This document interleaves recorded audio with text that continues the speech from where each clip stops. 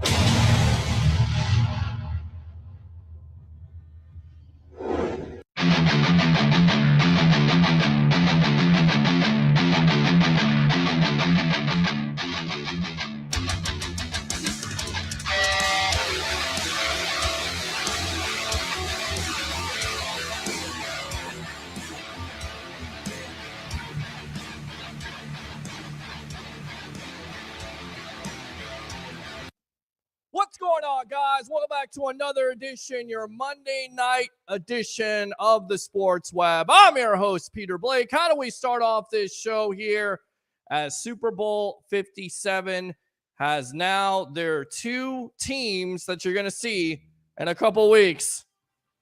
Well, I guess, I don't know. I guess we're going out to the phone lines really quick here. So let's go out to the phone lines. Welcome to the evolution of Sports Talk Television. What's your name? Where are you calling from? Okay. Well, that's a good start. How do we start this off? Bring your passion. Bring your excitement. Just don't bring any nonsense. Once again, it's going to be Kansas City versus the Philadelphia Eagles. Should I start over again? Do you know why I started over again? How about those refs in the game with Cincinnati and Kansas City, huh? 5 downs? You got to be kidding me. Look, and a lot of people out there are saying, well, you're just salty because you picked Cincinnati to get to the Super Bowl. That's a fair point. Very fair point. But, you know, when you watch a football game, and again, I've been watching this game for a long time, you expect some consistency out of the refs. We didn't see that yesterday, did we? Referees, NFL football fans, Kansas City Chiefs fans, congratulations. Ron Torbert is the best referee of all time with some of the calls yesterday. Ridiculous. I get it. Holding happens on every call. I get that. But you give a team an extra down, then there's a block in the back on the punt return. Nothing called. Don't call that. You didn't call interference all day long besides against the Bengals. I'm not saying the Bengals weren't a benefit of some. It certainly didn't seem like it yesterday, did it? And then the final play, Patrick Mahomes, mobile, trying to get out of the pocket, trying to make something happen. The defensive player hits him out of bounds. Patrick Mahomes does his best LeBron James flop, in my opinion. But you're going to have to call that. That's how it comes down to. Instead of a 60-yard field goal, it's now 40. 45, excuse me. I'm not a mathematician here. With that being said, you never want to see this game come down to the officials deciding it, and that's the way it came out. So is there a little bad taste in my mouth? Yes. Do I feel bad for Cincinnati Bengal fans? Yes, I do. Because yesterday I still feel like the Bengals were the best team on the field, yet it was decided by the refs. But it's neither here nor there because on the play, if you watch the replay, the defensive end is being held. And this is he's being held like he's on a first date. Pitiful. And they didn't call it. So you tell me what you think about yesterday's games, as the Philly San Francisco game wasn't even a contest after Brock Purdy went out. We know why. Ric Flair had some interesting comments, maybe eating his words after the diagnosis. Open phone line 727-255-0391. It's 727-255-0391. Again, new number 727-409-7528. On tonight's show, we'll have Chris Cuff of Time Out, a new show we do on 24 Flix. We'll have Harry the Greek, professional handicapper extraordinaire of 1252 Chicago Sports. He'll be getting on. Possibly have Ray Kennedy. He's also back in the lobby. So we got a full deck. And of course, your phone calls. I want to know what you think about the games yesterday. I want to know what you think about the Brady rumors, which it is speculation central. Please do not tell me that you don't want to speculate on this show. You want to make me mad? That's how you do it. That's what we do here on the Sports Web. I hate to tell you. If you're watching another sports talk show, okay, and you're not looking for speculation and you're looking for somebody to be boring, wrong show. Sorry, wrong show. This guy sucks. You can troll me too, but you're going to get this. I'm trying not to suck right there.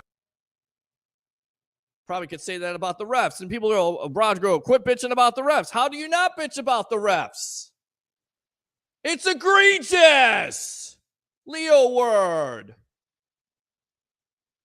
I mean, and the final thing for me on this, and you can talk about it if you want to. We can turn the page if you like to also.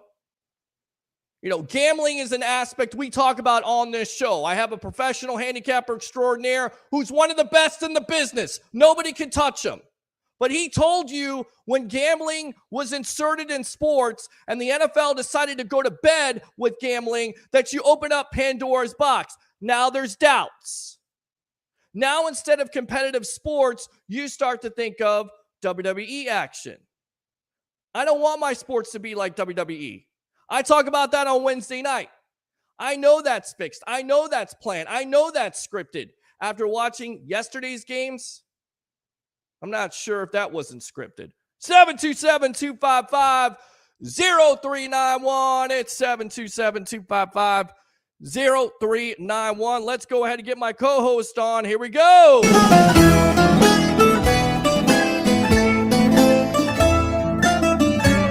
The Greek himself, Harry the Greek, professional handicapper extraordinaire of 1252 Chicago Sports. Welcome to the Evolution tonight, my friend. How you doing? Doing pretty good. Thoughts on these games yesterday? The NFC Championship game, which was well decided, with the Eagles dominating 31-7 over the San Francisco 49ers. And then, of course, you had the controversial one, the AFC Championship. But I'll tell you what, let's go out to the phone lines. Alex, welcome to the Evolution. You're on with yours truly, along with my co-host, Mr. Harry the Greek, professional handicapper extraordinaire. Go. Is he in? He's in. Oh, what's up, Harry? What's up, Alex? How are you, buddy? What's up, buddy? I know you guys want to speculate on the game, which I know kind of sucked, but I want to speculate on the news. I don't want to ban the football thing going on right now, but what do you think about the Rays deal today? What do you think about that? What's your opinions on that? What? Yeah, the Rays had a deal today where Mayor Welch chose a spot, and it remains to be seen at this point. They want to put the new stadium, the renderings are beautiful. You know, Travis Bailey of Rocket Sports and Entertainment had this to say. He didn't see any parking spots. So where are the parking spots? What's the long-term plan for the Rays? Do they want to be in St. Pete? Even if they are in St. Pete with the new stadium, can it work out, in your opinion, Harry the Greek? Me? Yes, you. I've heard nothing about it, but let me give you my opinion on stuff that I don't know about. Ray Kennedy, where are you? You could really help me here. What do I don't even know where they're going to put it. What are they going to do? Put it in the middle of Derby Lane? Where the hell are they going to put the new stadium? Well, I'll tell you what, you ask and you shall receive. Let's go out to Tampa Bay. Ray Kennedy there. Ray, welcome to the Evolution. Can you go ahead and educate us all where they're going to possibly put this new stadium? The beautiful thing is the renderings as they are, and I was there that night at the Coliseum, and they actually, this puts it to basically the new Tropicana Field or stadium, if you will, would basically be kind of where the southeast side, very middle of the property, right along 375, which is coming off 275. But then the Booker Creek area with all the waterfront and everything would all be mixed space, open walkways and breezeways. But Travis is right; the parking's not in there. But don't forget with the Sunrunner on First Avenue South and North, and all the traffic between the beaches and the bay. You're not going to park and walk into the stadium. I get it. It's Florida. It's hot. It's 100 degrees in July, and you want to ruck in there. You're going to have to take transit or park somewhere in St. Pete, have a few beers at a brewery or a Bella Brava or a Park Street Grill, and then mosey to what'll be the state-of-the-art, I think, a fantastic stadium. That's these renderings wonderful. prove out. Sorry. So let me get this straight. I just need to interject here. Ray, first off, it's so good to see you, bro. How's my shot? Your shot looks great, man. I just love this. I'm gonna before I actually get to my point, I gotta give a little shout out to Leo Haggerty. Oh, hey jeez. guys, how's everybody doing? Okay, I'll come back to normal here. Okay, guys, Leo, I love you, brother. I had to do that, but I know Leo just seen that and he started laughing, as well as the other people did. Listen, guys, what difference does it make if they get a brand new facility there? It sounds like they're going to move across the street. The problem with the Tampa Bay organization have always been two things. One, they don't want to spend any money. And two, it's still in St. Pete. So wait a minute. That hurts. Hold on. And I like the idea that it's in St. Pete. Okay, guys. Alec, I love the idea that it's in St. Pete, but it's not going to increase your. Okay, they're going to go from 7,000 to 10,000 fans. Really? I mean, it's an astute point. Yeah, go ahead, Alex. Can I interject? And I'm actually happy to have Tampa Bay Ray in here, man. It's been a while, man. Because he has a lot of knowledge on this, but my opinion is for everyone complaining about this all day. I've seen a lot of comments about how come it's not in Tampa? How come it's not in Tampa? How come it's not in Tampa? This is stupid. Guys, we have been talking about a new stadium for 10 plus years, guys, right? Well, can I tell you why? Can I tell you why it's not in Tampa? Because Stu didn't want to pay half, because various reports out there would suggest that Tampa, was willing to give about $450 million to $500 million, and all Stu had to do was come halfway. And guess what? He doesn't want to come halfway. You know why? Because he wants the community, the taxpayers of either Hillsborough or Pinellas County to pay for a new stadium. And guys, it just doesn't happen these days. But you know what? At the end of the day, we've always talked about it. The redevelopment is the one thing this team never wanted to go away from. It's the one thing, the big time carrot that the city of St. Pete has always had over the Rays. And Peter, yes, I honestly, sorry. I know you're right on. And the city of Tampa, Hillsborough County, they may still come to the table, but for it to be worth what Stu Sternberg stands to make from half of the development of the over 80 acres of property there into whatever happens, which is what the Rays are entitled to 50% of if they're in the city in 2027, the city of Tampa would have to come large with at least a $1 billion stadium. I know it's a big money. It's a big number, but for Stu Sternberg, not only does he stand to make off what a stadium can be made in this redevelopment package, but also the long-term givings. I don't want to say a Jeffrey Vennick, but the fact that he's tied into. I'm sorry, Alex. He is going to bank off this deal in the long term. Of course, he's always going to bank. And everybody that says that they're crying poor, they're the little sisters of the poor, and that's the reason why they don't spend money in free agency. It's his business, and I get it. People need, when you're in business, you're there to make money. But at some point, you have to be able to give back to the who. That they're called the people that support you. It's called the fans. Right. Okay. Yeah. I mean, to watch Evan Longoria, I mean, how many players do I have to sit here and talk about that this organization has let go down to the wayside because they don't want to open up their wallet? But Harry, then hold on, and then people in the organization, hold on, Alex, just with due respect, and then the organization says, well, we can't afford them because you're not supporting us. bro. Evan Let's go Longoria- back to last year when one particular young man that was born and bred here in Seminole, Brett Phillips, a fan favorite, Warhawk they in the spent, are you ready? They spent a little over $25,000. That's pocket change for this guy when they had the bobbleheads. Did you know that they deliberately did not DFA him, for people that don't know what it is, it's designate for assignment, until after they had the bobblehead down because they didn't want to waste the $25,000. I just want you to think about that for a second. So we're going to trust this organization with the Sternbergs? Ray, Harry, I want to end with a couple of things because I can talk about this race team all day. Two things before I go. Sure. Just give me two things. Okay. Number one, when it comes to the stadium, and then I'll get back to his comment about trading guys away. When it comes to the stadium, when it comes to moving the stadium in Tampa, okay. Number one, I don't hear any word. Number one, you have a development or developer in Hines coming up with. I'm not sure of the dollar signs. That's beyond my knowledge. But if you have a developer willing to put X, Y, and Z, and Stu only having to put X, Y, and Z, this is a win this is considered a win. I don't know how you would think this is a loss. I mean, Alex, because here, you know what? I'm going to make a phone call. Alex, it's nice talking to you. Peter, I'm going to text you on the back channel. I might get you a special guest on here. You guys want to talk about a little bit about Rays baseball? I'm going to probably go ahead and get the all-time. I'm going to the bullpen, and I'm going to get one Mr. Roberto Hernandez to go ahead and call into the show. All right. Let me go ahead and put you in the lobby. There you go, right there. Hey, Peter. In the meantime, he talked about trading away guys. Mm-hmm. I wanna give a little comment on that. I agree with that, but he doesn't know. Phillips, that was a good move. That guy was batting under 125. Yes, everybody wants to look at a face, but nobody wants to look at it as a business standpoint. Well, let me finish. I'm gonna let you talk. What happened with I can talk deep when it comes to the Rays. Okay. What happened when Evan Longoria got traded to the Giants? Not a whole lot. Well, I mean, that's true. He didn't do much. He went in a flunk. Right. He didn't do what nothing. About Carl Crawford? What about Carl Crawford or BJ Upton or David Price? Here's the problem, and we could talk about this all night. And Alex, you can use that second call if you want to call back again. Take care, Alex. When you want a fan base and you want to develop that fan base, and you're getting rid of fan favorites every 2 or 3 years, you can't develop those fans. And then on top of it, winning baseball, though. Alex, have they won a World Series yet? No, but Peter, hold on now, guys. Hold on. Okay.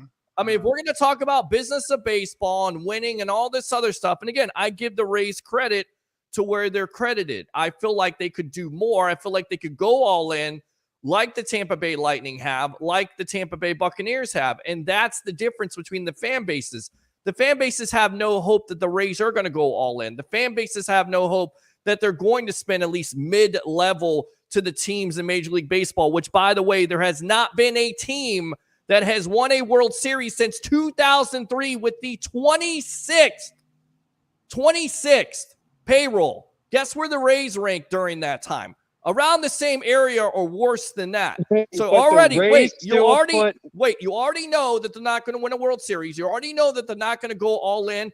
So if you're talking about fan support, not only are you getting rid of fan favorites, but you're also have an owner that basically says, you know what, I'm not going to go all in. I expect you to go all in. I expect fans to go all in. I expect community to go all in, but I'm not going to do the same. What type of relationship is that, my friend? Peter, at the end of the day, I want to end with one-sided relationship. Yes, you go won ahead. the American League East 2 years in a row. You made the playoffs this year. You've been to the World Series twice. You haven't won a World Series. The Marlins. But you got a chance every year. You don't have a chance. You know why? Because you don't have a chance because of what it says right there. The Marlins are the last team to win a World Series, and they had the 26th highest payroll. The Rays around this time, all through all this winning, if they increase their payroll to mid-level, they most likely would have a World Series. Look at how much talent. What makes the Rays so special? I'm going to end with this. What makes the Rays so special? Magic. Yes, you have a point.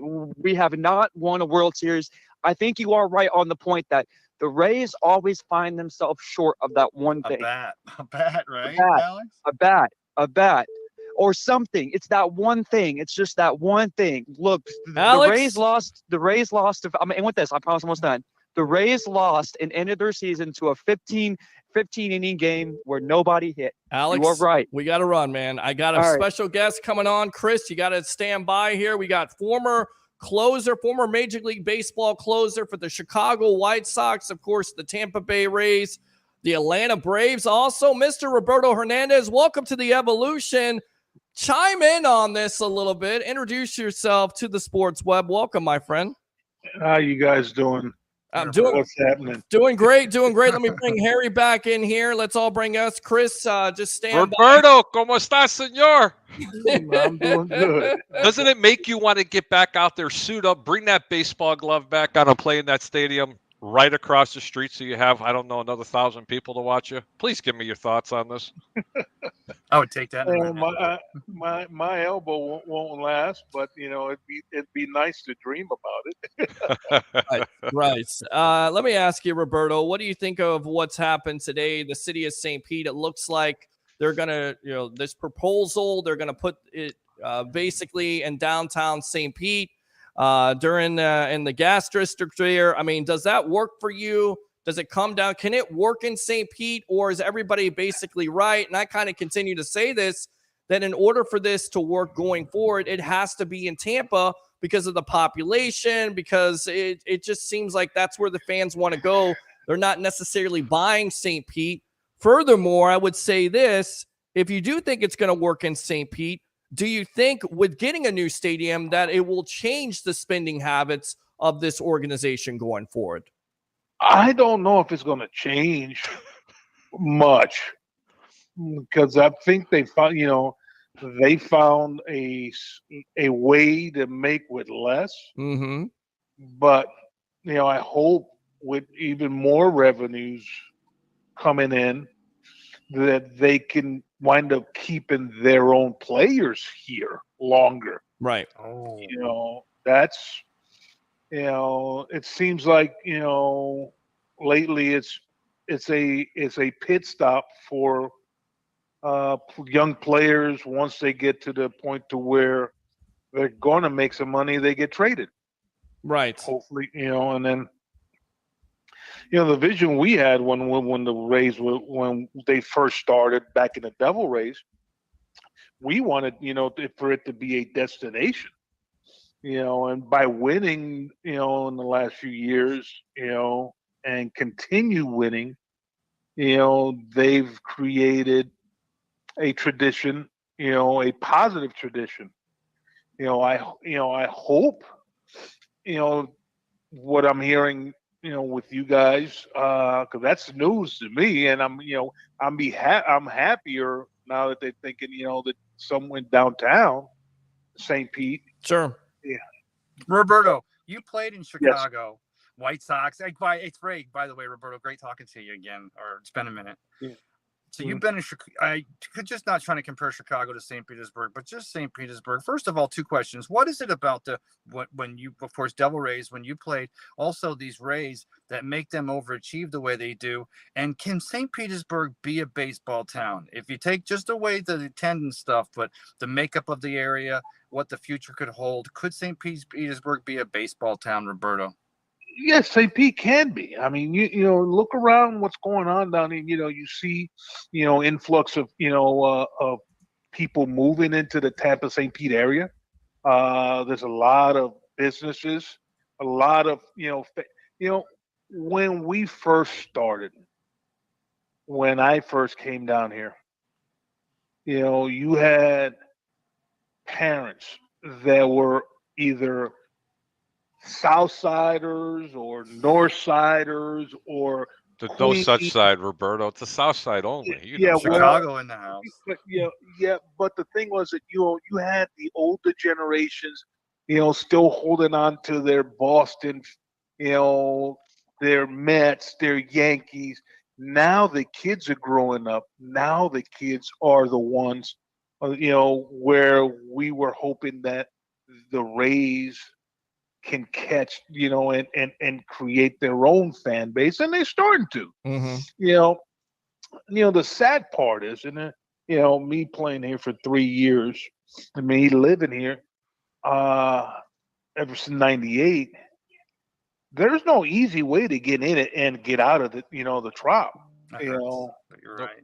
that's if it was feasible to where it could be a lot easier, Mm-hmm. and it's planned right, you know, you'll get more people from like Sarasota, Bradenton, Palmetto, even Dennis coming here. 'Cause there's a lot of Rays fans down there. Right. Which, for Charlotte, where they're at now. I don't know Guys, if it would do they work park in right up? Tampa. Do they in Chicago? How hard? There's so much mass transit, and of course, St. Petersburg with the new Sunrunner transit system, and Yeah. that's one of the biggest things. You're right, Roberto. The Rays fans, we're getting that started, but this area is so hard. It's so easy to get in your car and drive everywhere. People have Oh, a yeah. hard time grasping transit, but like in Chicago, you guys. You had to take mass, no, of course not you as a player, Roberto, but people have to take mass transit to get there. And could that be the Yeah. way that St. Petersburg addresses those issues with lack of parking, but you can get anywhere from in St. Petersburg down there? Yeah, that where I'm living, I'm off Central Avenue, and they got this new bus system that goes from downtown St. Pete straight to the beach. Yeah, Yeah. I could see you on that bus, Roberto. I'd be the one. Yeah. You know what? I'm done with all the fluff. I got the hard questions. Roberto, give me the reasons why it won't work here in St. Pete when it hasn't worked before. What is this? What are the reasons why it won't work for them? I mean, because everything's going to be a win-win situation for the ownership for the Rays, but why won't it work with this ownership? This is what I'm dying to know. I mean, for them, number one, what I wasn't, and if I played and during this time, and they brought up what they were trying to bring up last year and the year before, Mm-hmm. where they were going to be playing in Montreal half a season and playing half the season in the same, number one, the Players Association would never go for that. Correct. They would never fly. Right. Never. But why? It'd be like a home game. They're not going to put any people in the stands up in Montreal either. Yeah, but you're uprooting. Look at what happened in Toronto during the COVID. Oh yeah. They started their season in Dunedin. Then a third of the way they were in Buffalo, and then finally they were opened up in Canada. You know how many family? How much trouble that is, just uprooting family and going from one place to the next, and from the next to finally getting to Toronto. Just imagine, half a season, you're going to play 41 games in St. Pete and 41 games in Montreal. Mm-hmm. God, that would be really difficult. Yeah. Will this ownership pay? Yeah. Roberto, do you think this ownership's going to pay the money to keep these players in town, or do you not think that a leopard just doesn't change his spots? They're going in the right direction. And I just saw where they just kept Yandy Diaz for another 3 years. Right. You got the shortstop. I'm pretty sure down the road they got to address Randy. And then they're pitchers that they're going to have homegrown, they're going to have to, if they're looking to show, McClanahan's got to be the next. Yeah, I mean, he's gonna get a big time money. We're on with former closer, former Ray here, Major League Baseball, all-time leading closer for the Rays organization. Let's not just say former closer. Roberto Hernandez, welcome once again to the Evolution. You talked about fans here being Red Sox and Yankees. Do you feel like if the Rays would at least spend midway and they would go all in, a la like the Tampa Bay Lightning, like the Tampa Bay Buccaneers, and show a commitment, not only would they have more fans that would follow this team, but maybe there's a possibility they could have a World Series here and there, right? Well, they've gone to 2 World Series, my friend.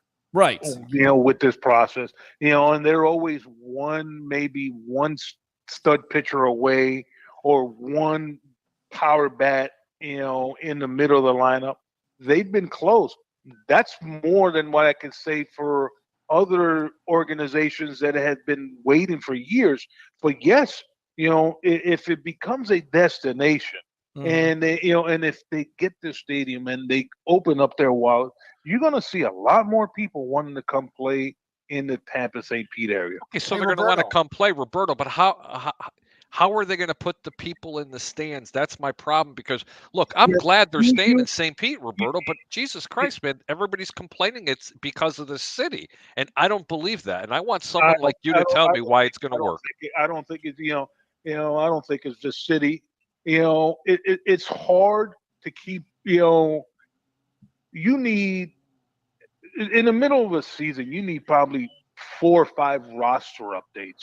Yeah. Because you see guys come and go, and then every year, one year you follow this one guy, and then all of a sudden, as a fan, and then a year later they're somewhere else.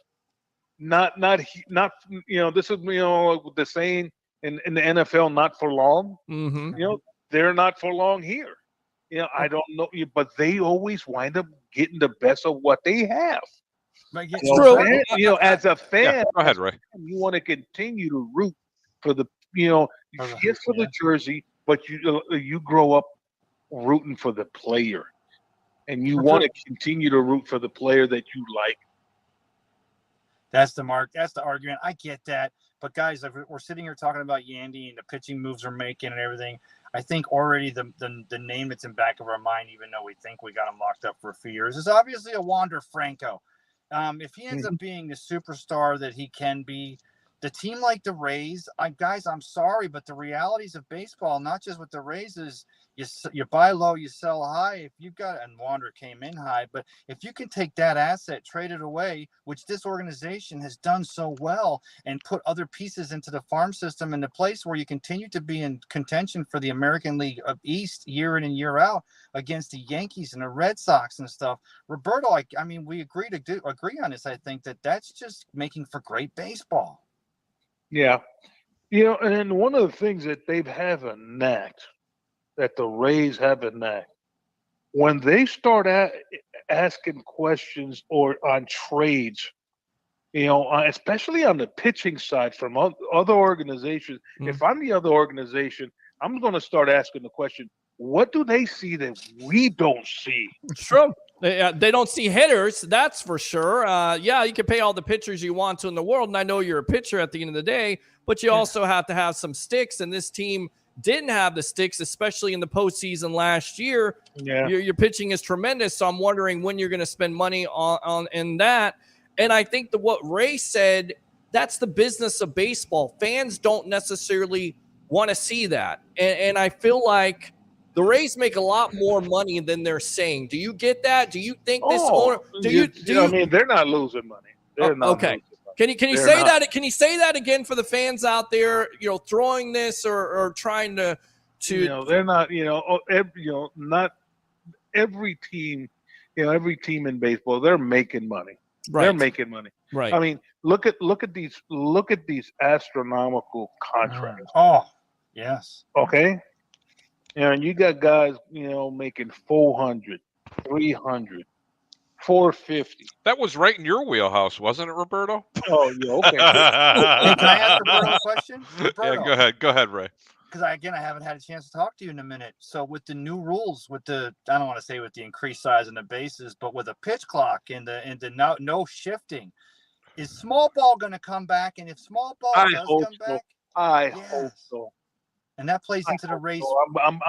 I am so fed up with this, 4-man outfield shit. Swinging for the fence on every pitch. Absolutely.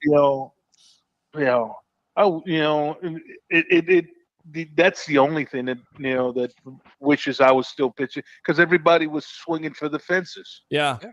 And that's a pitcher talking for you. I mean, a pitcher Well, saying he I welcomes gotta, back small ball. I gotta ask this guy right here. What do you think about your buddy there, Mr. Fred McGriff, getting into the Hall of Fame? How happy are you for him? Outstanding, man. I mean, I didn't even realize that went down. I heard it on the news, and I started texting him, and we talked back and forth. I mean, like, it's long overdue. Yeah, It Long was. overdue. Dog. Him, Scott Rowland just got in. Also, great people, great human being, great third baseman. Guys like that, don't come along. Yeah, I'm just happy for Fred. I got to ask you really quick because we kind of touched upon this before, but what do you think about the cheaters? And a lot of people say I'm very hard on them, but I think at the end of the day, it's about the integrity of the game. It's about the competitive spirit of the game. I'm an old school guy. Do you feel like these cheaters, like a Barry Bonds, a Roger Clemens, guys like that of that Or era? Sammy Sosa. Right. Well, You know what the problem? You know what? There were cheaters then. They were more. It was for all those. It was a level playing field because basically almost everybody was doing it, man. I mean, I don't condone it, right. But I'm gonna tell you right now, Barry Bonds was a Hall of Famer before he juiced, or allegedly juicing. Right. Roger Clemens was the same way. He was a Hall of Famer before. Amen. I mean, the numbers these guys, the Cy Youngs and MVPs prior. Mm-hmm. So baseball was dead, and up until the McGuires and the Sosas. That leads me to another question, Roberto. And MLB turned a blind eye. Well, they had to. During that time. You and I had some really, really big, intimate conversations about that, especially when they had to turn a blind eye because of the financial standpoint of things. Yep. But you know what? For the people that don't know, and I love asking you these questions because I can talk baseball with you over eating Mexican food over in Tyrone Square Mall or just hanging out on your patio. But I got one question for you, and I want you to share with everybody. You never shot steroids. Your teammates that were with the White Sox, even the great, who was it? The big first baseman, the big Hurt himself? Mr. Frank He was clean. He was huge coming out of college. My question to you is this. What did you do to prepare as the closer coming in the ninth inning? You're protecting that one-run lead, and you're facing players that are juicing. Did that amp you up just a little bit more? Tell us the truth. I mean, it didn't amp me up. It would just, what amped me up was trying to preserve a lead that and my teammates. The worst feeling for me was always coming in the clubhouse and letting my teammates down. Yeah. So that drove me more. I mean, back then, you didn't know who was doing it, but you assumed who were. Mm-hmm. Because with no proof or but you assumed. When their head was over the entire plate, taking out the whole strike zone. With the heads over the whole plate. You know who did it, and you said that most of the players did it. But do you feel sorry for the players who didn't do it, who did it clean, who are basically still being not criticized, but not put into the Hall of Fame, if you will, because they don't have the numbers of the guys that cheated? Do you feel bad for those players? I mean, I like for Fred. Yeah. Fred McGriff, did it clean. Right. Fred McGriff could have used some steroids, bro. He was skinny. But that's the thing. Nobody says, he only hit 492 home runs, but he did it consistently. It took him till this year to get in. Right. Yep. And there were guys that that put numbers that were ridiculous, that are hard to reach. And back then anybody, I think if I'm correctly, there was only one guy that's not in the Hall of Fame that had over 450 home run, and that was Dave Kingman. Yeah. Oh my God, of the Cubs. You're not allowed to say that on this show. Why not? Maybe The it's Cubs? Dave Kingman was Oh my God, he did it again. You know, I grew up as a Cubs fan here. Yeah, that's your problem. Well, you know, it's your problem. That's good enough to suck right there. You know, Give me guys, a at the end of the break. day, the thing with steroids is don't forget, and Roberto, you're going to tell 162 games. Baseball is always going to be about more of a marathon than a sprint. And I get the fact, well, juicing was made it quicker to recover. I get that we went through, but Major League Baseball turned a blind eye. Chicks dig the long ball. Yeah, and it changes my. That's that was the commercial that came out, during that, and I just saw that the other day again. Right. Right. It was about the long ball. And But what Roberto, pitching and defense. and you already said this, and I agree with you 100%. We can talk about the effects that juicing had as opposed to taking Reds back in the 70s or pitching for the Pittsburgh Pirates on LSD.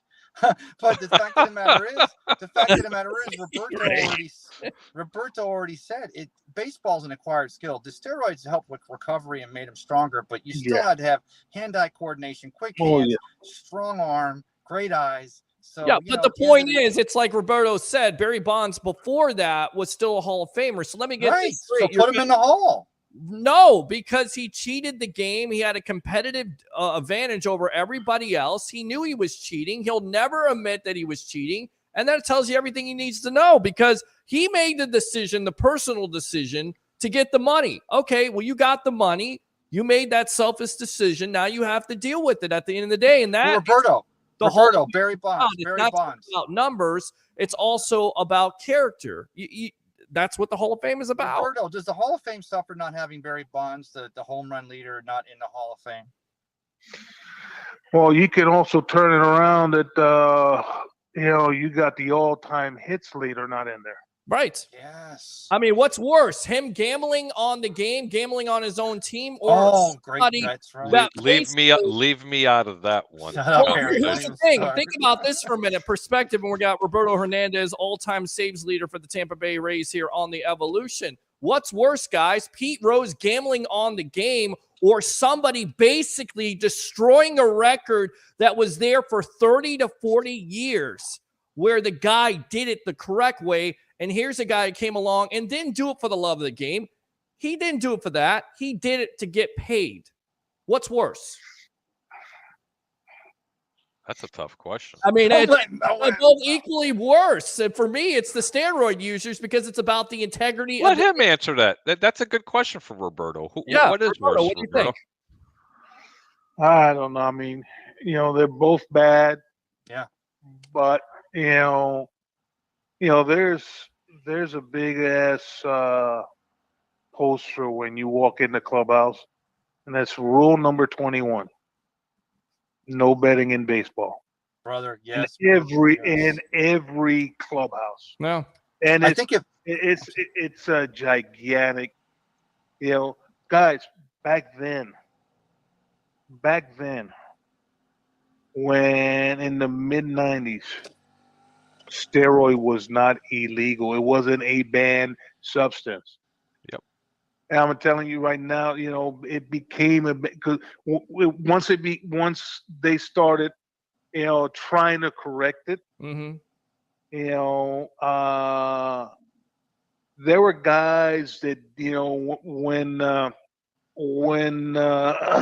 they did that trial run where everything was supposed to be anonymous. Sure. And there was a percentage. Yeah. If you pass the percentage threshold, there was a lot of people that didn't take it. So why?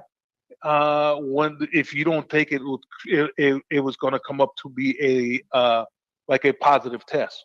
So it was a lot of guys that were fed up, and didn't take it and wind up having it to be where if if it passed like 6% or 7%, yeah, it was going to be mandated, tested. That's when all that stuff happened. When you did touch on the gambling portion of it, I want to go back and again, you're a historian of the game, and a lot of people we weren't around in 1990. Arguably one of the best teams ever assembled were the Chicago White Sox, known as the Black Sox. There were so many players on that team that they never proved actually bet on the game, but because they were on the team, like shoeless Joe Jackson. Are you kidding me? You talk about someone that's supposed to be in the Hall of Fame. That should have been him. Oh, yeah. Okay, and there and Richard Cod, what was his name? Code Cicciotti. I keep forgetting his name. Shikati, yeah, and this is my point for this whole steroid diatribe that I always put out here on the sports web. My question was, do they deserve to be there, Roberto, or not? Or do you think you have to lump them together because you live by the sword, you die by the sword, you're part of your teammates? I mean, you know, I think he batted 400 in that series, and they play like 100 games. Yeah, yeah. You know, it's called a Hall of Fame. You know, there's guys there that did drugs, guys that were, you know, racist. There were guys that had felonies. You know, in the hall. You know, this is a thing where a museum that tells the story. You know, I am not proud to be, you know, that I came up in the steroid era, but I'm proud that I kept my nose clean in that steroid era, and I tried to do it the best that I could. Right. You know, the right way. There was a lot of people that did it the right way, and there were a lot of people, you know, that has some cloud over their heads. You know, to each their own. I mean, you know, those guys will have their judgment day. They will. You know, I got $1 million question for you, Roberto. You ready? Shoot, go ahead. What reliever's in the Hall of Fame with the least amount of saves? I think you know where I'm going with this. Least amount of save? John Smoltz. Okay. How many saves do you think it takes to get into the Hall of Fame? It's a great question. Oh, fuck. Really? Seriously? No, really. How many saves does it take, Roberto? Because I mean, you know, for years, Lee Smith wasn't in there, and he led all of baseball. He had 476 or 78, and didn't get in up until Mariano passed him, and Trevor Hoffman passed. He got in with the committee. He should have got in a long time ago with the writers. Yep. Well, for the people that aren't out there, please tell them how many saves you have. No, 326. Okay. And out of those 326 saves, you played 17 years, if I'm not mistaken? Yeah. Okay. And there were about a half a dozen teams that really weren't that very good. So can you imagine had you pitched for the Oakland A's or the Yankees, which, by the way, I know is a bad word to you, and you understand where I'm going with this. Why aren't you in that conversation, Roberto, being in the Hall of Fame yourself? And I'd really love to know this. And I've never asked you that question because we've been friends for a while now. But why are you not even in that conversation? Because it drives me nuts. I mean, I had a good career. Not a great career, man. Are you kidding me? I never once won the Rolaids or whatever you want to call it. Sure. You know,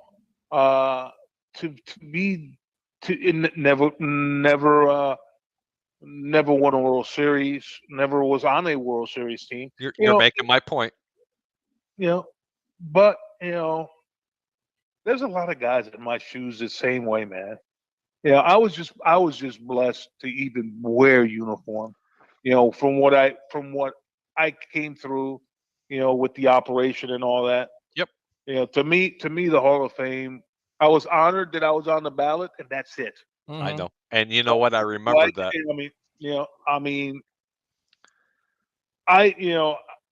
I'm not one of the, you know, I got guys like, you know, that I played with. The Billy Wagner, he should be one. Yeah. You know, if he's not one, why do I think I should be one? Right. Well, I'll tell you why. He's got 470 something saves. Listen, but I'm going to tell you why. And I'm not telling you this from a friend's perspective. I'm going to try to be as objective as possible. I'm going to tell you from a fan's perspective because I remember when you put that uniform on in Chicago. And if I'm not mistaken, your first game was either Kansas City or Detroit. It was one of those two teams.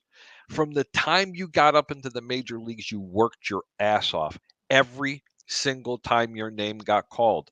But here's something that a lot of people don't know. You're the all-time saves leader for one of the most iconic organizations, one of the oldest organizations who's had many of relief pitchers in the Chicago White Sox.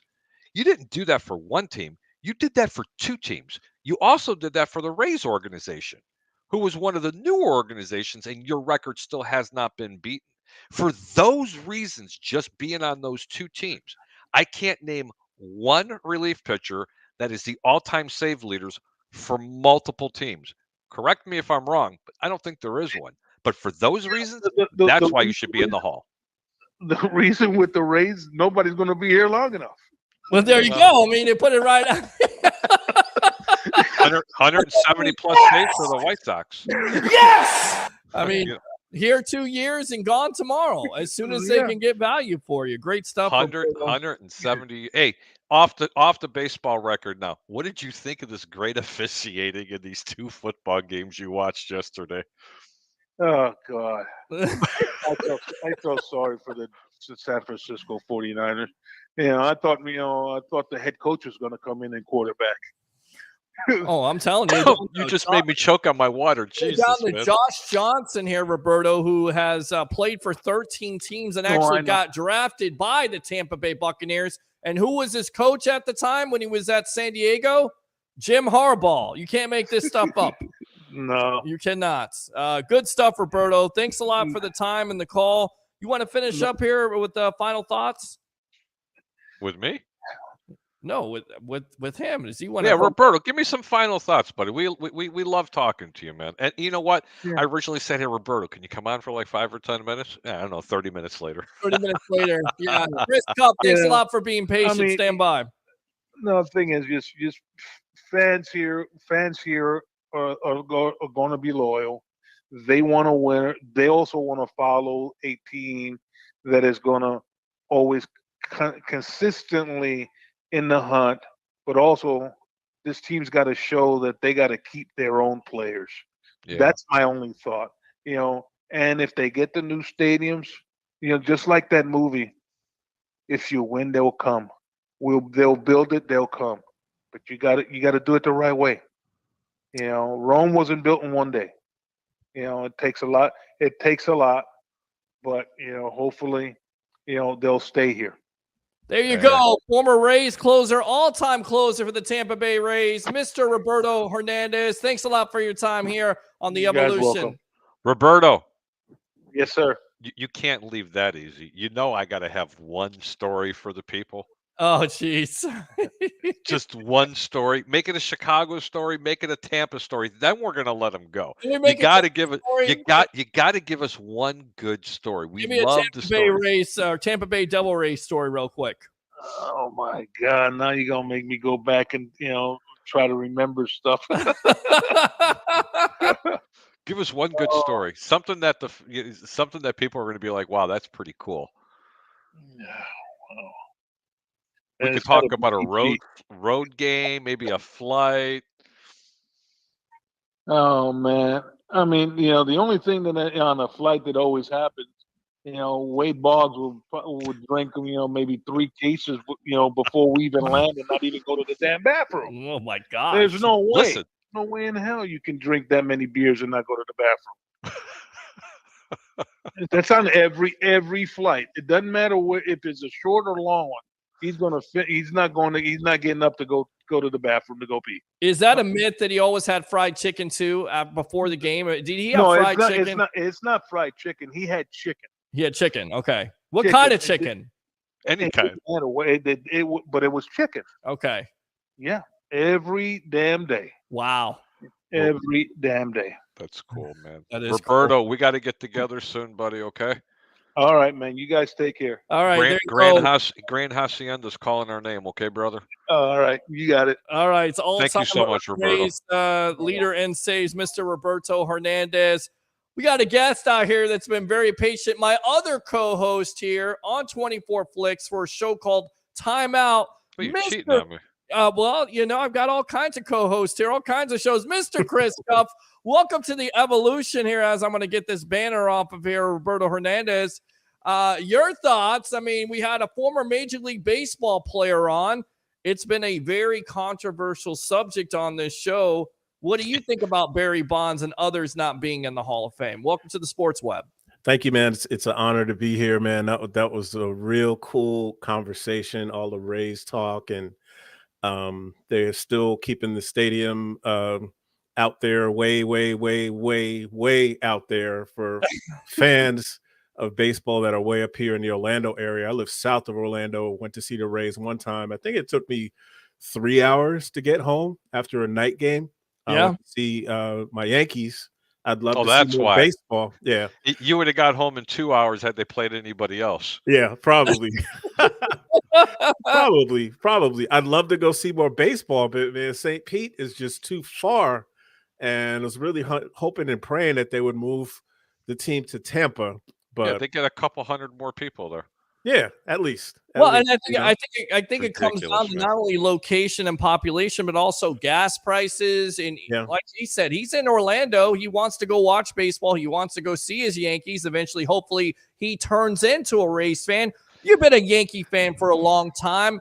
The Rays are competitive. Oh, I am so glad Chris was not on and we said that to Roberto. Well, I heard it, though. I heard it. He hates the Yankees. When I tell you, you got to understand, he grew up in Manhattan. The guy just, he was a diehard Met fan. It was his dream come true when Roberto actually got to play for the Mets. He's also played for how many other teams? He traded, that was the white flag trade. He came up with he was a first round draft pick for the California Angels, got traded to the Chicago White Sox, went into the white flag trade when they were 2 games behind the Cleveland Indians at the All-Star break. He went to San Francisco, or 4 games, whatever the hell it was. He went to the Atlanta Braves. I think he played for Philadelphia, the New York Mets, Kansas City Royals, maybe. Every Hernandez brother that I've ever known has always played for Kansas City. He played for the Rays. Who else did he play for? He played for the Braves, didn't he? Yes, he did with the Braves. But I'm telling you, the Yankees, oh, God, that's just, that's like, yes. Nails in a chalkboard. Like if the Rays had the same mentality as the Yankees, that they would have more fans and most likely have a World Series, in your opinion, Chris? No, because they're way down there in the middle of nowhere. They've had winning teams. They went to the World Series. Nobody came. It was an embarrassment. I mean, you had the wins. You talk about win and they will come. Well, they win. They won games and they didn't come. So I don't know if it's that stadium or it's that location, but they have something that they're not doing right, and they're doubling down on being in St. Pete. So, well, shit, man, it could possibly be. You never think about it. Wait a minute. The Rays owner is not named Steinbrenner. How does that sound? Well, Steinbrenner was never afraid to go ahead and spend some cash. But there is a little difference. There's only 400,000 people in the St. Pete area versus 5.5, 6 million people in New York or 5 million people in Chicago. I get it. Okay, I get it. But at some point, you got to get off your damn wallet and you have to put a product out there and keep those people. Look, I'm going to say it again. I don't know how long you've been sitting in the back room, Chris. There's a friend of mine by the name of, what was the player's name? Jesus. Which one? A couple of the Rays players. The one that got traded. Brett Phillips. Brett Phillips. Fan favorite here and a local kid. I mean, from the Seminole area. Great kid. He was best friends with Joey Kriebel. He was on, Sneeze. He was here in the Tampa area. But the Rays spent about $25,000 in bobbleheads. Okay. And they were advertising. So they're going to be next week. They waited so they didn't have to waste the $25,000 of the bobbleheads. And the day after, they DFA'd them. Yeah. Are you kidding me? Yeah. That's crazy cheap. That is how cheap it is. Cheap. Do you understand that this guy carries $25,000 probably sitting in his friggin' glove box? Yes. Okay. Wow. So I'm going to feel good about this guy leading the charge as a Rays owner, that he's going to put the product on. Look, man, I mean, why don't you want to get players and you want to get people in the stands? How about lowering your concession prices? Oh, please. Thank you. How about giving the people some tchotchkes? Right. Something. And shut your mouth. Don't talk about how you need a new stadium, how you can't sustain, because blue collar people that are making $32,000 a year don't want to hear that nonsense. They just want to win. They want to win World Series championships. They want to be competitive every year. They want an owner that is known to go in at all costs, like the Tampa Bay Lightning, like the Tampa Bay Buccaneers. We're on with Harry, the Greek professional handicapper extraordinaire of 1252 Chicago Sports. We got our another co-host here of a show we do on 24 Flix called Timeout. Boo. I'm your host, Chris. Go ahead and tell everybody about this new show on 24 Flix called Timeout. So Timeout is a new concept. Peter and I talk NFL, we talk NBA, some other sports as well, and we really call each other on bad takes. So if you have a bad take, you get a bam timeout. Timeout. Bad take. A bad take. Shit, you get a I went last out. 5 minutes on your show. Oh man, I can't wait to get you on. You can start talking about the Rays. I mean, we're going to talk. The only way you get me on the show is we're going to do a little handicap and we're going to talk a little gambling. I just try to keep it real. You know, I don't know what you know about me, Chris, but that's exactly what happens. But I got a couple of questions. Chris, what did you think of the couple of games yesterday? Do you think gambling has finally infiltrated the National Football League? Because the owners think it's a great idea that we could have sports books in these venues. I mean, and everybody can gamble. I mean, I watched it yesterday. Some of those calls not only were egregious, but in the playoffs, it's just like basketball. You can't. You got to hold those flags in your pocket, bro. You just have to hold them in your pocket. It was some terrible officiating. Definitely some terrible officiating. It's really interesting how, I mean, I thought that unnecessary roughness penalty was valid. That's my opinion. I wasn't pulling for Cincinnati,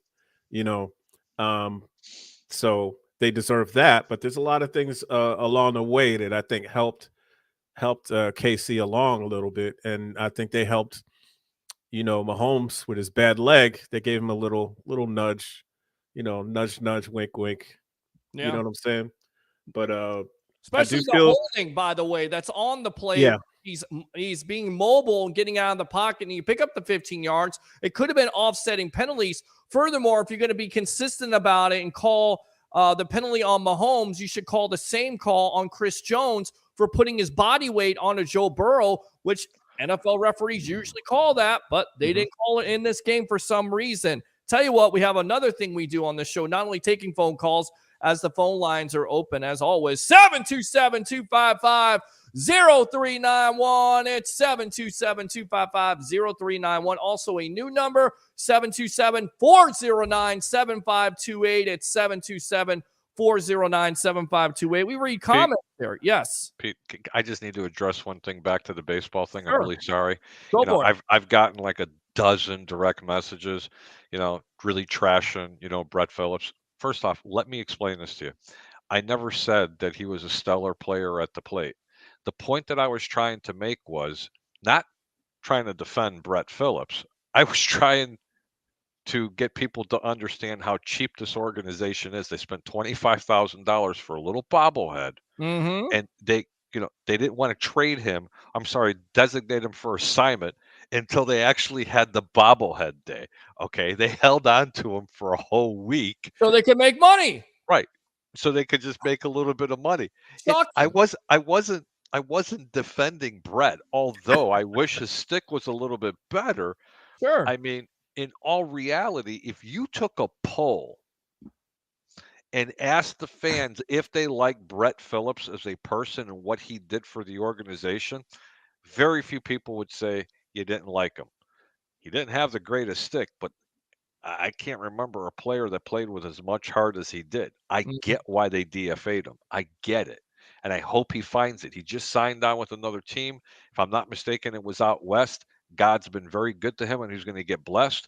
But what I'm trying to say is this team is so cheap that they couldn't even afford $25,000 and they waited a week to DFA him because they didn't want to lose the money on the bobbleheads. And that's why I can't fault a Yankee fan, because every year, and Chris would speak on this, that ownership is going to go all in. I get it. They're a big market team, But if you want to play with the big boys, you got to spend money like the big boys. And that's the reason why the Yankees are going to be competitive every year.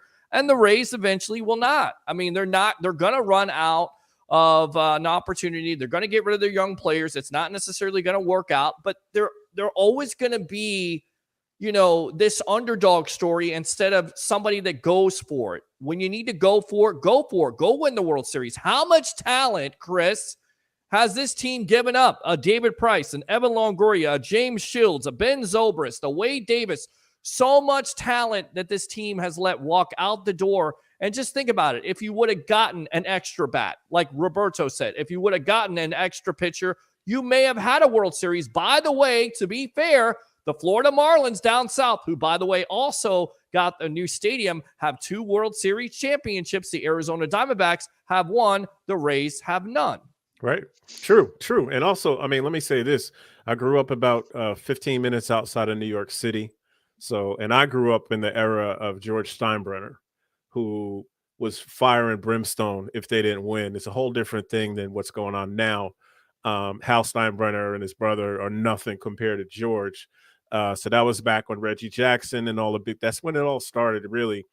And the Yankees have been the same ever since. It's like the ghost of Steinbrenner running around and just making those demands, and the fans demand it too. If it's not a World Series, it's a lost season. So, and I don't think the Rays have that fire. The way you're talking about the owner, it really sounds like you're talking about Donald Sterling in some aspects, with the no new stadium and being cheap. And your partner did say that the Rays are making money, and that's all Donald Sterling cared about. The Clippers were making money. It's the same thing. I don't think this guy might not be as disgusting as Donald Sterling was, but it sounds the same, man. The same philosophy. As long as they're making money, he's good. You ever heard of an owner talking about his fans like garbage? Yeah. I mean that's the Rays right there. That's the Rays owner. I tell you what, let's go out to these comments here. Roger says first, all right, what's that get you? This acknowledge me. Tribal Troll head of the table, acknowledge me. I did. Now you get this. This guy sucks. Music sounds like it's in a tin can. You know what? You sound like you're in a tin can. That's good enough to suck right there. Let's go out to Roger Shoe. Make this quick. Monday Night Raw is on. Hey, you don't have to tune in if you don't want to, boss. This guy sucks. Let's go out to Christopher Cole. Good evening, everyone. Absolutely good evening to you. Flawless victory. Roger Shoe says, great caller. Thank you. Mike says, I believe the Eagles are going to destroy KC. Let's talk about the matchup, getting ahead of ourselves. I'll go out to you first, Terry, and then come out to you, Chris. Were you surprised by the dominant nature of the Philadelphia Eagles yesterday? Jalen Hurts, I don't even think had 200 yards of passing, but once again, the defense got after it. And of course, the game changed. The whole complexion of the game changed when Brock Purdy went out, right? Harry? No, I thought you were asking Chris first. Okay, I'll go to Chris. Chris, what do you think about the game yesterday with the Eagles and the 49ers? Interesting. I know it seemed like the Eagles were well aware of the quality of the Niners defensive backs, and they shoot away from the pass, but I know they had a lot of open opportunities in the middle that they didn't take. It seemed like a run-first strategy. All of their touchdowns were by runs, which was amazing. And they had the advantage of the 49ers not having a quarterback, which made it pretty easy for them to take the win. So, yeah, that's a good point. Harry, what do you say? Yeah, I say that San Francisco was in the game for quite a while in that game yesterday, and a couple of unlucky breaks. Not having a quarterback and going to your fourth-string quarterback really kind of hampered them. Philadelphia didn't really do anything super spectacular in that game to say, wow, they just beat the brakes off of them. But if you listen to the over-under and you listen to the previous shows that we were talking about, I think we actually predicted this was going to happen. It wasn't going to be as close as what people actually thought it was going to be. There was a reason why it was a 4.5-point spread for Philadelphia being the favorite in that game. For the reasons, and it's exactly what I said, they're going to be able to get pressure on the quarterback with a 4-man front because the secondary is so good for Philadelphia. That's where the problem lied. Do you think there should be some concern with Jalen Hurts here the last couple of games? I get it. He's healthy, but then he's not. You're able to use the running game. In your opinion right now, guys, and I'll ask Chris first, do you feel like Philly can basically, stay with the Kansas City Chiefs with their defense being as good as they are. But can that offense stay with the Kansas City Chiefs? Because the Chiefs yesterday got after the Bengals. Yeah. They sure did. It's funny because you kind of forget that you're so used to Mahomes creating opportunities on the run that you forget he's a gunslinger too. And he basically sat back earlier in the game and picked apart the Bengals defense with his arm. But once they started getting to him, that's when they had problems. They did get some good hits on Mahomes, and he had to crawl out of some piles there that took a toll as his legs started hurting more and more as the game went on. So I'm really thinking that Philly's front four, maybe with some help with some linebackers as well, might do the same or even get there earlier than the Bengals did. So I think KC is going to have a tough time, but it's really on Mahomes and his health and what he'll be able to do. So it's really going to be an interesting game. You saw Mahomes yesterday. You saw him limping around a little bit there, Harry, with the high ankle sprain. But once again, this player is amazing. Some of the throws he makes, I still don't feel like he has the mobility. Is that the biggest concern, in your opinion, looking at Super Bowl 57 with the Eagles and that defensive line able to get after it? And with that being said, can that Eagle offense stay with the Kansas City if that defense doesn't show up? Listen, I'm going to tell you this again. I told everybody Kansas City was the better team in this game. They weren't winning 4 in a row in Kansas City. In the beginning part of the week, the Chiefs were a 2.5-point favorite. 2 days later, because everybody was all in a frantic, including you, Peter, going, this high ankle sprain, it's more. Well, the general public went the other direction. They started betting Cincinnati. It took almost a 5-point swing that Cincinnati was favored. And then they realized that Patrick Mahomes, well, it may not be as bad. And then it went back to Kansas City being -2.5. It takes millions of dollars to do this. Ladies and gentlemen, let me be very clear when I say this. The Kansas City Chiefs were the better football team yesterday. They had field goals instead of touchdowns in the first half. This game should have been a lot further open. But then again, Cincinnati's a great team as well. They played it very close to the vest, a couple of unlucky breaks. But in everything, just like any sport or when you're gambling or anything else, I'd rather be lucky than good any day of the week. Was it a BS call what happened to Mahomes? No. The man never should have hit him out of bounds like that. Agree. Never. Agree. Never should have hit him. That was a penalty. But was it egregious enough, honestly, to pull the flag out of your pocket? No, not in my opinion. But if you're going by the rules, then you have to throw the flag. But it's the playoffs, man. You don't do that in basketball. You don't do that in playoff basketball. You don't do that in hockey in the playoffs. You get away with a lot more. They let these teams play. Kansas City won the game. They wanted it more. The end. 2 years from now, it's still going to show an L for the Cincinnati Bengals. There's not an asterisk. Nobody gambled on the game. No one was cheating in the game. Nothing happened. They lost. It's just as simple as that. I mean, let's talk a couple of years ago when the New Orleans Saints were playing what particular team and there was a late hit. You care to share that with everybody? Yeah, the Rams. Yes. And hold on. Do the people still talk about that, or did they just say New Orleans lost? I'm sorry, they still lost. Right. There's no protest. They didn't get to get that play again. The referees went, yeah, maybe we should have called that. Okay.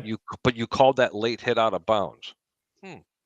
That's just a little food for thought. Well, you could have called the holding on it too, because if you watch the holding, but I get it. There's holding on every call at the end of the day. With that being said, were you guys surprised of how bad that offensive line played yesterday? I mean, 4 sacks in the first half. I think like 5 sacks total. I mean, Kansas City really got after it.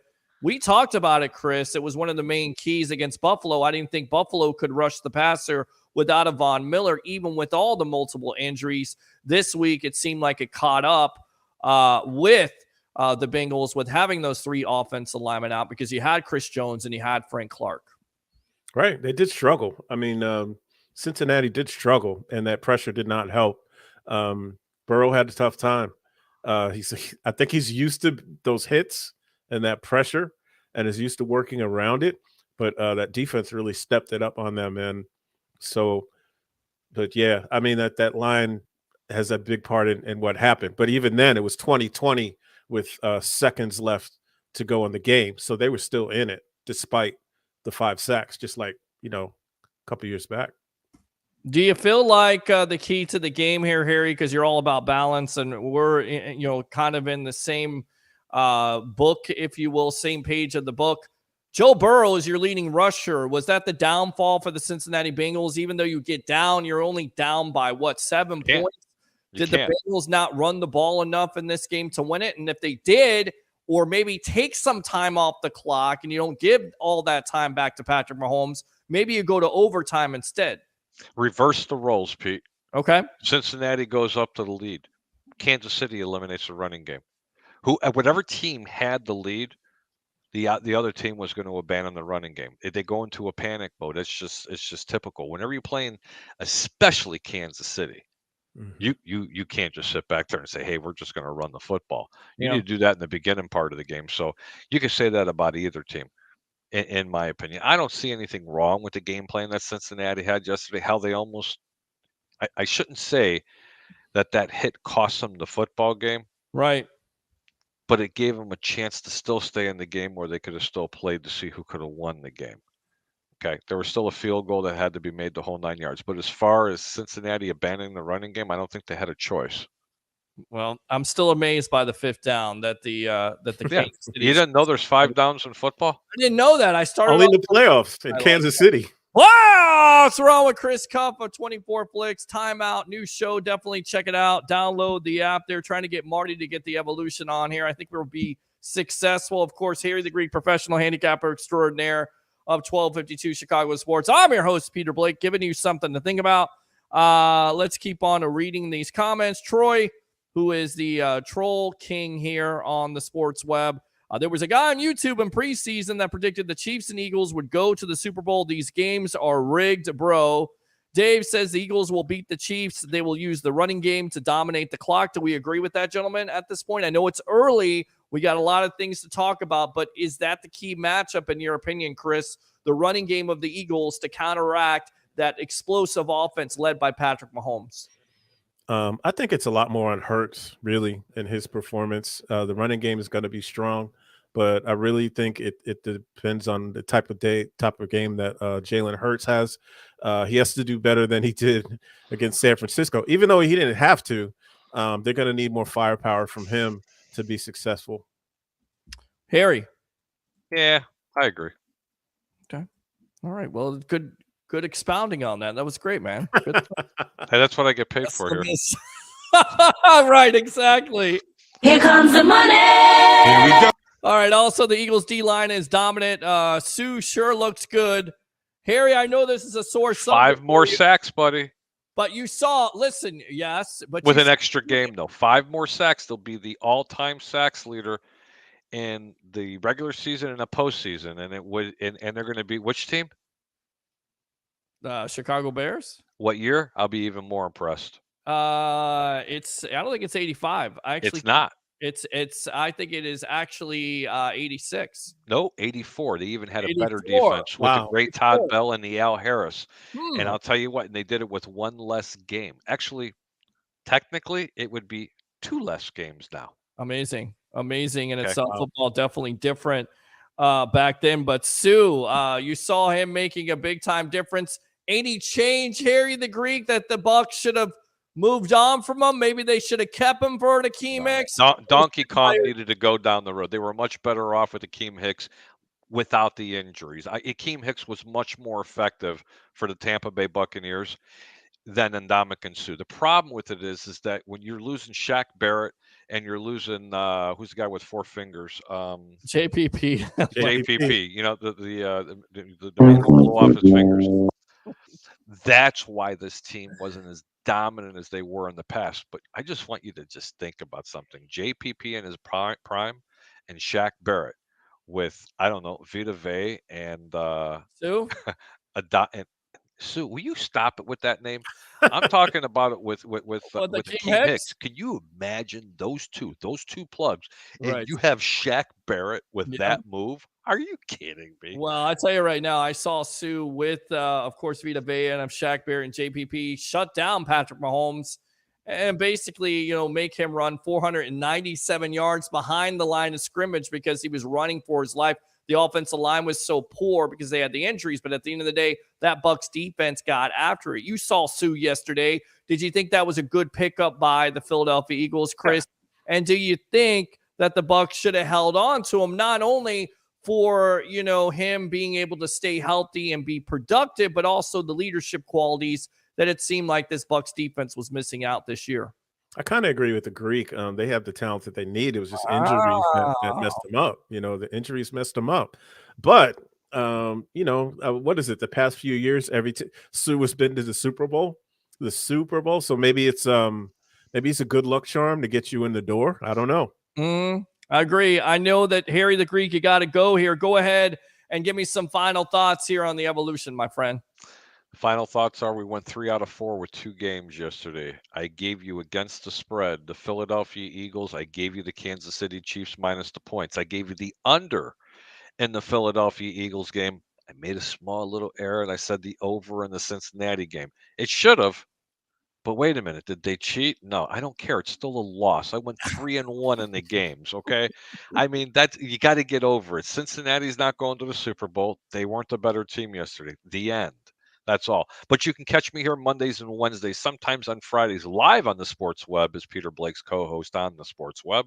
And on Sunday mornings or Friday nights, whenever we feel like doing it, tune into the over-under on 1252 Sports on the Sports Web as well. I love St. Pete and everywhere else that Peter loves to talk about. And as I always say, ladies and gentlemen, keep your bets low and make your returns high. I'm Harry the Greek. Thanks for tuning in. Much love. We'll see you later. And if I pissed you off tonight, I did my job. There you go. Harry the Greek right there. Coming strong to the mic. Thanks a lot for your time, my friend. All right. We'll see you. Good night. Chris, nice to meet you and have a great evening. You too, sir. All right. Got to get him on the show here. I called him sir. That's funny. We got Chris Coffey, co-host of the new show here on 24 Flix Time Out. Once again, I'm your host, Peter Blake. Open phone lines. You guys went crickets on me. What's that all about? Because we talk baseball? Oh, my God. We didn't talk about Tom Brady. We didn't talk about open phone line, all right? Come on, let's go. Monday night, I'm pumped up. I had my coffee. I got my my red Powerade, still representing the Tampa Bay Buccaneers. 727-255-0391. It's 727-255-0391. Again, new number, 727-409-7528. It's 727-7528. Let's get back to these comments. And then we'll kind of talk about some of these Brady rumors. But I want to make sure that, again, we get to some of these comments here. All right, quit bitching about the refs. I do what I want. This guy sucks. Make this quick. AEW is on. That's a lie because they're on what? They're on Wednesday night. Not to mention on that same play, there were 2 or 3 guys holding. Great comment as always, Christopher Cole. You promote gambling on your show. So what? I can't talk about gambling being a bad thing for sports. Sorry, wrong show. Nice try, troll. Stetson Bennett just blew his chances of being the #1 overall draft pick. First, he was never going to be the #1 overall draft pick. That's good enough to suck right there. But what were your thoughts on that? What are your thoughts on a player before the fact? I tell you what, we asked for calls, so I guess we'll go out to the tribal troll here. I'll go ahead and acknowledge him. Acknowledge me. That's right. Acknowledge the tribal troll. Yes. Welcome to the Evolution here on with yours truly, along with my co-host on 24 Flix on Timeout, Mr. Chris Cuff. Go ahead and say hi to Chris. Roger. Hey, Chris. Good to see you. What's going on, man? Be back on more often. Absolutely. We'll get them on here. We're promoting the show. You need to tune in and watch the show on 24 Flix. There you go. Sure. All right. What do you want to say? All right. The Rays, I agree with everyone so far. I mean, they're going to get another 1,000, 2,000 fans maybe. They need to be in Hillsborough. They've been in St. Pete for what? Since 1998. 15, 20 years? Yes, since 1998. It hasn't worked, and it's not going to work this time either. I don't know. I'm not ready to rule it out. Stadium? Well, the city of St. Pete is, of course, paying for the stadium. There you go. That's the reason why the stadium may get done. My thing is, okay, Peter, you live 5 minutes away from me. Yes. It takes almost 2 hours to go to St. Pete to a Rays game. Yeah, I agree. I totally understand Chris's point with his drive. Well, I don't know if it takes 2 hours. I mean, you drive like Miss Daisy. We all know that. But, I mean, I'm not ready to say it takes 2 hours. Although in traffic, it'll take an hour and you get to parking. I get it. It's inconvenient to a certain degree. And at the end of the day, gas prices are what, like $3, $4 a gallon? And isn't it better to stay in the comforts of your own home, save your own money, get your own food, not have to deal with guys like yourself here? Yes. I'm kind of like Chris. He's a Yankees fan. Okay. Right. I'm a Cubs fan. Right. The only time I have ever gone to a Rays game is when they were playing the Cubs. Other than that, I will not step foot in the Trop. I have no desire whatsoever. Why? Why is that? Because I'm a Cubs fan. I'm not a Rays fan. No, that's not what I asked. Would you, if you weren't a Cubs fan, if you were a Rays fan, would you be a fan of this team? And how many games do you think you would go to? And if the number is under 81, by the way, the owner says that you're basically trashed, paraphrasing, because that's the comments he came out. You got to support my team. I can't sustain. If you couldn't go to that many games, why is that? Why I was a Rays fan, okay, I would probably go to somewhere between 5 and 10 games a year. The owner says that's not enough. Why would you go to only right? With the drive, correct. Hour and a half there, hour and a half back. Right. The cost of concessions, parking. It's not worth it. I would rather watch on TV. So that's my point when people go. And the other point with the players. Yeah. You can't invest in these guys, man. They're here. The Rays are the farm team for the NFL. For MLB. These guys have been here a year, 2 years, 3 years. They get traded. So what's the point in going and buying the jersey? Watching them progress on TV. Why? Boom. There you go. That's what I was looking for right there. Chris, you agree with what he's saying there? I agree, man, because years and years ago, they did an experiment. I think the last game of the season, tickets were free, but I still had to drive down there, still had to park, I still had to get concessions, and it cost me gas. And I think it was $30-$40 to go to a free game. So it makes no sense at all, man. It makes no sense at all. And they don't want to pay the players, so that's why they're here briefly. And it comes down to this. You're a fan of the Yankees. You're willing to invest in the Yankees because the Yankees are willing to invest in the product. That's like me going to Outback Steakhouse and saying, you know what? I don't like the steak. The owner's going to say, oh, okay, well, we're going to raise the prices of steak. No, they're going to lower the prices of steak. This is what this owner has done ass backwards with this fan base, and that's the reason why a Rays fan base is not invested. All the things we've talked about tonight, but at the end of the day, if this ownership is not going to invest in their product, why should I? Agreed. There you go. There's right. Exactly. Yep. That's why they have 5,000 fans a game. Right, but you can't blame them because everything that we talked about, you just told me if you are a Rays fan, you would go to 5 to 10 games. You would be criticized by ownership. You would be criticized on a sports talk show by people that actually have more money than you and more resources to go to games. Sternberg is a Mets fan. He should have bought the Mets, not the Rays. There you go. There's another thing. Self-admitted Mets fan. All right, good stuff, Roger. What else? That's it, man. Have a great rest of the show. I'll be watching, and I will talk to you guys soon. All right. Acknowledge me. Good stuff, Roger. Open phone line, 727-255-0391. It's 727-255-0391. Asking you. You're on fire, man. You're on fire on your show, bro. Always. This is it, man. This is the evolution. Mr. Alex, welcome back. Your second call here. Yes. I want to use my second phone call because we got a guy, Mr. Chris. I want to ask you guys something. I want you guys to hear from a Rays fan. I don't care about a Yankee fan. I don't care about the Cubs fans. You guys' opinions don't matter to me. I'm a Rays fan. I do 40, 45 games a year. Okay. Wow. Hold on. Now that's great. 40 to 45 games a year. That's awesome. Now, with that being said, I live on the north side of Tampa. Okay. It's a drive. I'll give you guys that. But if you Yankees fans and you Cubs fans, y'all got it easy. Y'all got mass transit that brings you right in front of your stadium, and you guys are good to go. I know for a fact. I guarantee you. Yes, We are surrounded by a body of water. Do I agree with the fact that we're putting it in St. Pete? No, I don't. I think it should go in Tampa. I think you will draw a lot more attendance. But if you are a Rays fan like me today, you are happy because at the end of the day, people like me, I love baseball. I'm sorry. I love baseball more than I love my Bucks. I love baseball more than I love my Lightning. Wow. I'm so grateful that this may be a solution. Do I think our owner's cheap? Yes.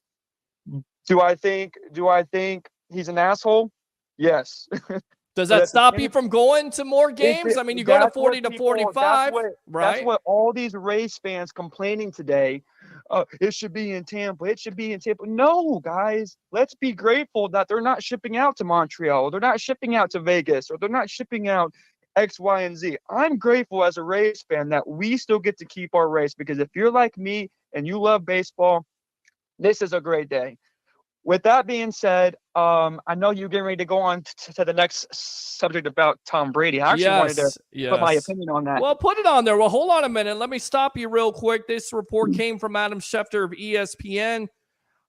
It is not expected to be mutual between the Dolphins and Tom Brady.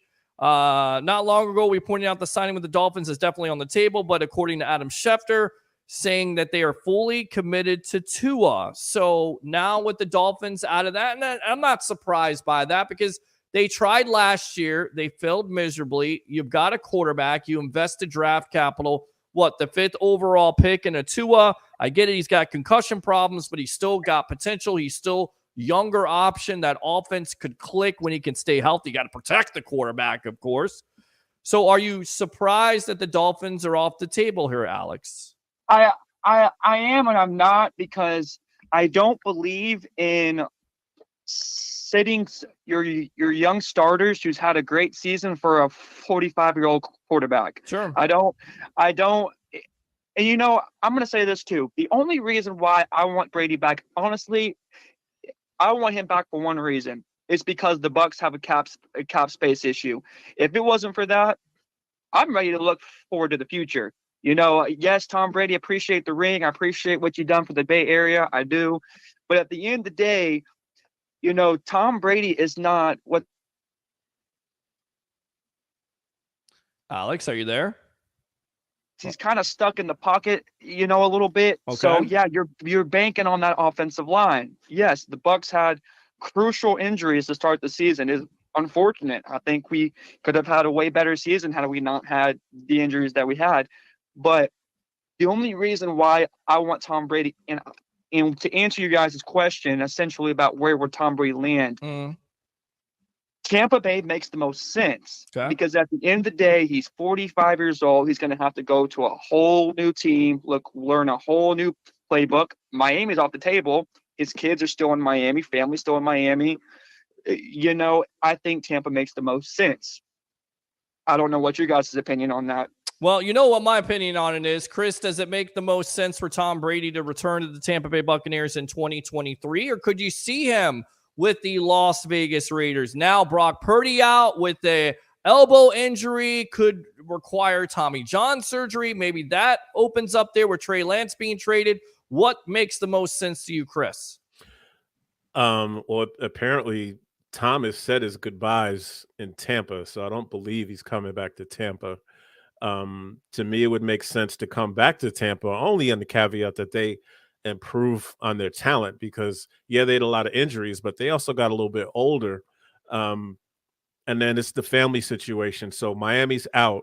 Only other team, and Jacksonville's not an option, never was. So it's either Vegas or San Francisco. San Francisco is home. Vegas is a little bit closer, and he has his old coordinator, and they got some talent on that squad.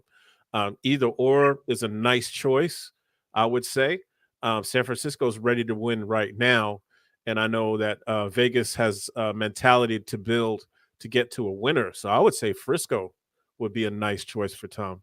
And it's what you said to start out the conversation. It's all about family. If it's all about family, and this is not a reference to Fast and the Furious and Dominic Toretto, it's about being close to your kids. Your kids are in Miami. And the reason why you chose the Tampa Bay Buccaneers in the first place is because his kids being closer. Alex, we got to run here. We got Curtis coming on here. Thank you. Great stuff as Thanks, always, Alex. my friend. Let's go out to Curtis. Curtis, welcome to the Evolution. You're on with yours truly, along with my co-host of Timeout on 24 Flix, Mr. Chris Cup. Say hi. What's up, guys? What's going on, man? What's going on, Curtis?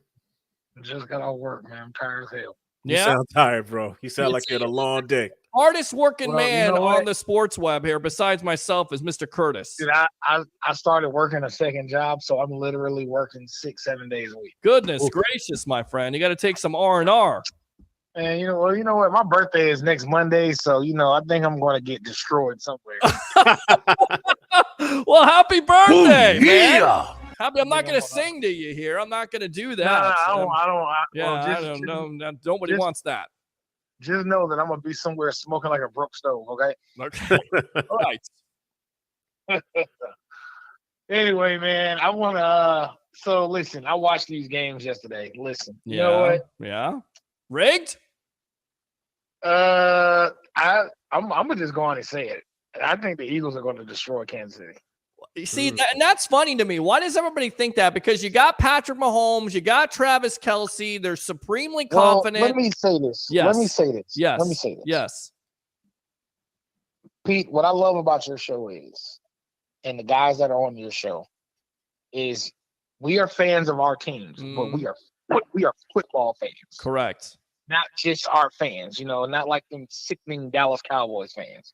Wait a minute. Hold on. Shots been fired right there. I know. Go ahead and say it.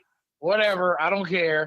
Let me just point across it, then you can say whatever you want to say. Sure, go for it. My point to you is this. Yes. Philly is damn near a complete team. That team, that defensive line can be a monster. And that secondary can be a monster. Their linebackers are, but I mean, I don't think I like Kansas City now better than I did last year because you knew the ball was going to Travis Kelce or Tyree Hill. Correct. Okay, he's better at spreading the ball around this year, but hopefully he's healthy by the time they get to the Super Bowl. But if he's gimping around, that Philly pass rush is a monster. Oh yeah. And I thought Kansas City was going to beat them. And I was disappointed. I mean, not Kansas. I thought Jacksonville was going to beat them. I was disappointed that Jacksonville stopped blitzing them in the second half. Correct. They put no pressure on him in the second half. We always talk about it on this show, man. It's all about applying pressure. And I was like, I'm sorry, but you got to be like a shark in the water. If there's an open wound, we're coming for blood. I mean, come on. I mean, you're not trying to injure the guy, but you got to take advantage of a situation. You're playing for a Super Bowl. You ain't playing to just be out there playing. Yeah. So, I think the Philly offense, I mean, you can obviously tell that Philly offense is way better with Jalen than Gardner Minshew. And, I like Gardner Minshew. I really do. I mean, he's a solid backup, but he's no Jalen Hurts. And, I have no problem with Patrick Mahomes. I just think Philly's the better team. You agree with that, Chris? I mean, Philly, the better team. I mean, you've seen them twice here with the Cowboys. Are they the most complete team in the NFL? I've thought at some points during the season when Jalen Hurts was 100% healthy that they were clearly the number one team in the National Football League. Do you feel that way? I feel that way. They were really, really awesome. San Francisco was the same until Garoppolo got hurt. Purdy came in and he faked it till he could make it, but then they took him out as well. And I don't know, man. I really think it's just that Mahomes magic, man. He seems to just pull it through. It's what Chris Godwin said in Super Bowl 55. The guy is a wizard because he'll make throws falling down. He'll make sidearm throws. The trajectory of his throws, it's amazing. And he does a lot of amazing things, but I still think he's going to be hindered by that ankle. That's a serious injury. I get it. It may have not affected him, yesterday. It did to my, knowledge. I thought Cincinnati should have did a better job of getting to him. They couldn't get to him. Whole different animal with the Philadelphia Eagles and what they can do. And that's how I feel because listen, I take nothing from San Fran. That defense is a monster over there. Mm-hmm. And they were running the ball down San Fran's throat yesterday. Sure. They didn't know what to do. That defense was on his heels the whole game. That RPO was killing them. Yeah. Mm-hmm. And I'm sorry, Kansas City does not have the defense that San Fran has. They don't. I agree. You know, I understand you can game plan and you can do all this and all. And you know, Steve Spagnuolo, we've seen what this guy can do. You know, he's a hell of a game player. He's had some of the best game plans we've seen in Super Bowl history. Shut down the New England Patriots, that undefeated team with Tom Brady and Randy Moss. I will never forget it. Being the defensive coordinator of the Giants. Mm-hmm. I thought the Patriots in that game were so stubborn. They didn't run the ball. They didn't have balance. But, you know, hats off to the Giants rotation. And what you're talking about right now with the Eagles, they have a lot of rotation on that defensive line. Mm-hmm. And they also, I felt like Jalen, if he wouldn't have got hurt, I felt like he would have been the MVP of the league. I feel like he should still be the MVP of the league, honestly. He deserves it. Yeah, he deserves it. Yep. And it's going to be a hell of a game. It's going to be exciting to watch because, you know, you do have the strength of this Philly team. And then, like you guys said, that Mahomes magic. Like, this guy, he pulls rabbits out the hat. You're like, well, how the frick did he just do that? Like, like, you know, even the Super Bowl where he played Tampa, that guy was running for his life the whole game. And he was hitting receivers. They just couldn't get the ball. They couldn't catch the ball. Couldn't catch the ball. And also the pressure was getting to him. And I feel like it could be the same type of game. But you hope for a Super Bowl that it's at least competitive. What else, my friend? What do you think about the Rays situation today? We've been talking about that. We had former. Don't do this to me. Well, I got to do it to you now. You got to come strong to the mic.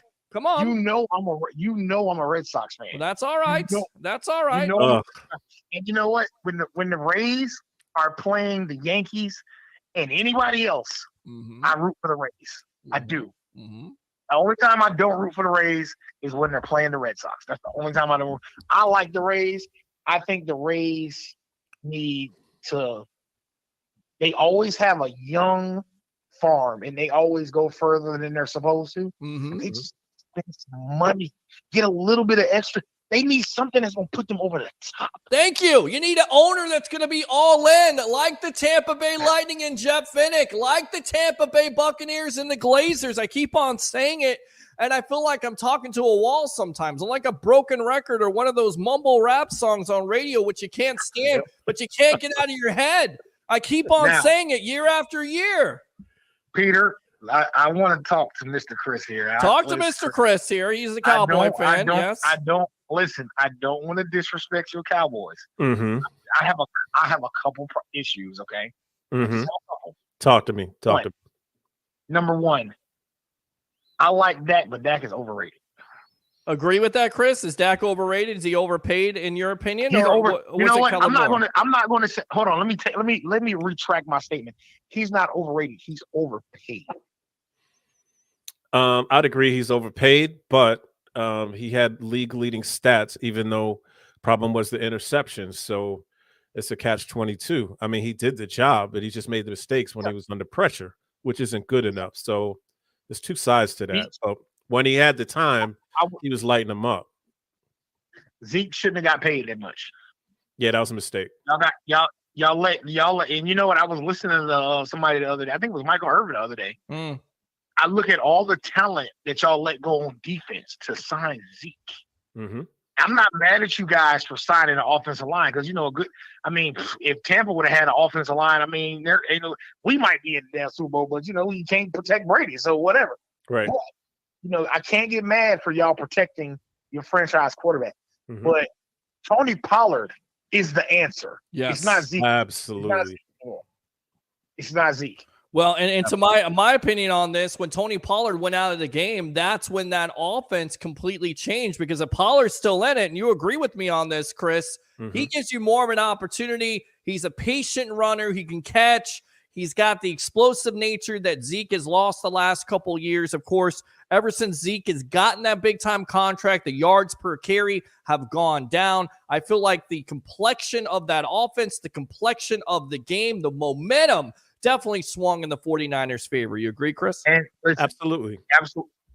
Yeah, I was going to say, I absolutely agree too. And, here's the number one thing that bothers me about Zeke more than anything. I mean, not Zeke, but Dak. I respect him. He's a quarterback. He plays phenomenal. The thing about it is you never know what Dak you're going to get. One week you get a Dak where he's out there making every play perfectly. He's pulling the ball down. He's scrambling for the first down. And then next week, he throws it in the triple coverage. I'm like, what was that? What was that? Yep. You're voicing the Cowboys fans' frustrations, man. It's just, again, when he had time and there was under pressure, he was lighting it up. But when they were in his face, he freaks out and just chucks it. He takes chances that he didn't need to take. And I think that's part of why they got rid of Kellen, because he had to make up for deficiencies in the offensive plan and try to take it on his back and do it himself, and that's where the mistakes came. Yep. The other thing I didn't like was y'all traded Amari Cooper. I know. That hurt. Well, it definitely hurt. But here's I understand here's the problem. Y'all gave him that big, right. I know y'all gave him that big ass contract. Right. And it was a salary issue, but why would you trade your? Listen, I have no problem with CeeDee Lamb. No problem. Mm-hmm. I like him. He's a good receiver. Right. But it's proven in this league now, you need two receivers. Yes. Mm-hmm. And Michael Gallup was beat up all year. Yep. All year. Correct. And T.Y. Hilton didn't have any real chemistry with that because they bought him in at the end of the year. Right. It was coming. He was making plays. T.Y. was coming. Oh, he needed more time with the team, though. I agree with that. Well, and it comes back to this, guys. When you sign a quarterback to that major deal, I mean, look around the league, right? Patrick Mahomes, you got to sign him to that big deal. He doesn't take less. You lose Tyreek Hill. Aaron Rodgers, you sign him to a big deal. He loses Devontae Adams. Dak Prescott, he signs that big deal. You lose Amari Cooper. So if you're going to sign that big-time contract and you're going to hinder that cap and you're basically not going to have that flexibility for your roster going forward, you damn well better have backups, replacements, or draftees that you're drafting that are coming right away and give you that same production. Because if not, your offense is going to suffer. And consequently, the Cowboys suffered this year because they thought Gallup was going to be the next coming of Amari Cooper. Not so much. Well, here I'm on fire tonight. I got a couple more questions for you guys. Okay. Number one, what is going to happen with Tua in Miami? All reports would suggest that the Dolphins are behind Tua. He's going to be the starter next year. Of course, he's still in concussion protocol. He's not going to be at the Pro Bowl, which, by the way, that's not going to have helmets, so he doesn't need to be there in the first place. He needs to get healthy. But at the end of the day, the onus has to be on the Miami Dolphins. We have to protect our quarterback at all costs. My thing is this. You can't stop him from getting hit every once in a while. You cannot. It's like every time he gets hit, he's gone. Yeah. It gets worse and worse. That's the red flag coming out of Alabama. He's like the Anthony Davis of the Miami Dolphins. He is. Exactly what he is. I mean, I feel bad for it. Anthony Davis jumps out of bed. He trips on a banana peel and he gets hurt. He's out 4 weeks. 4 weeks. I love Charles Barkley calls him street clothes. That is the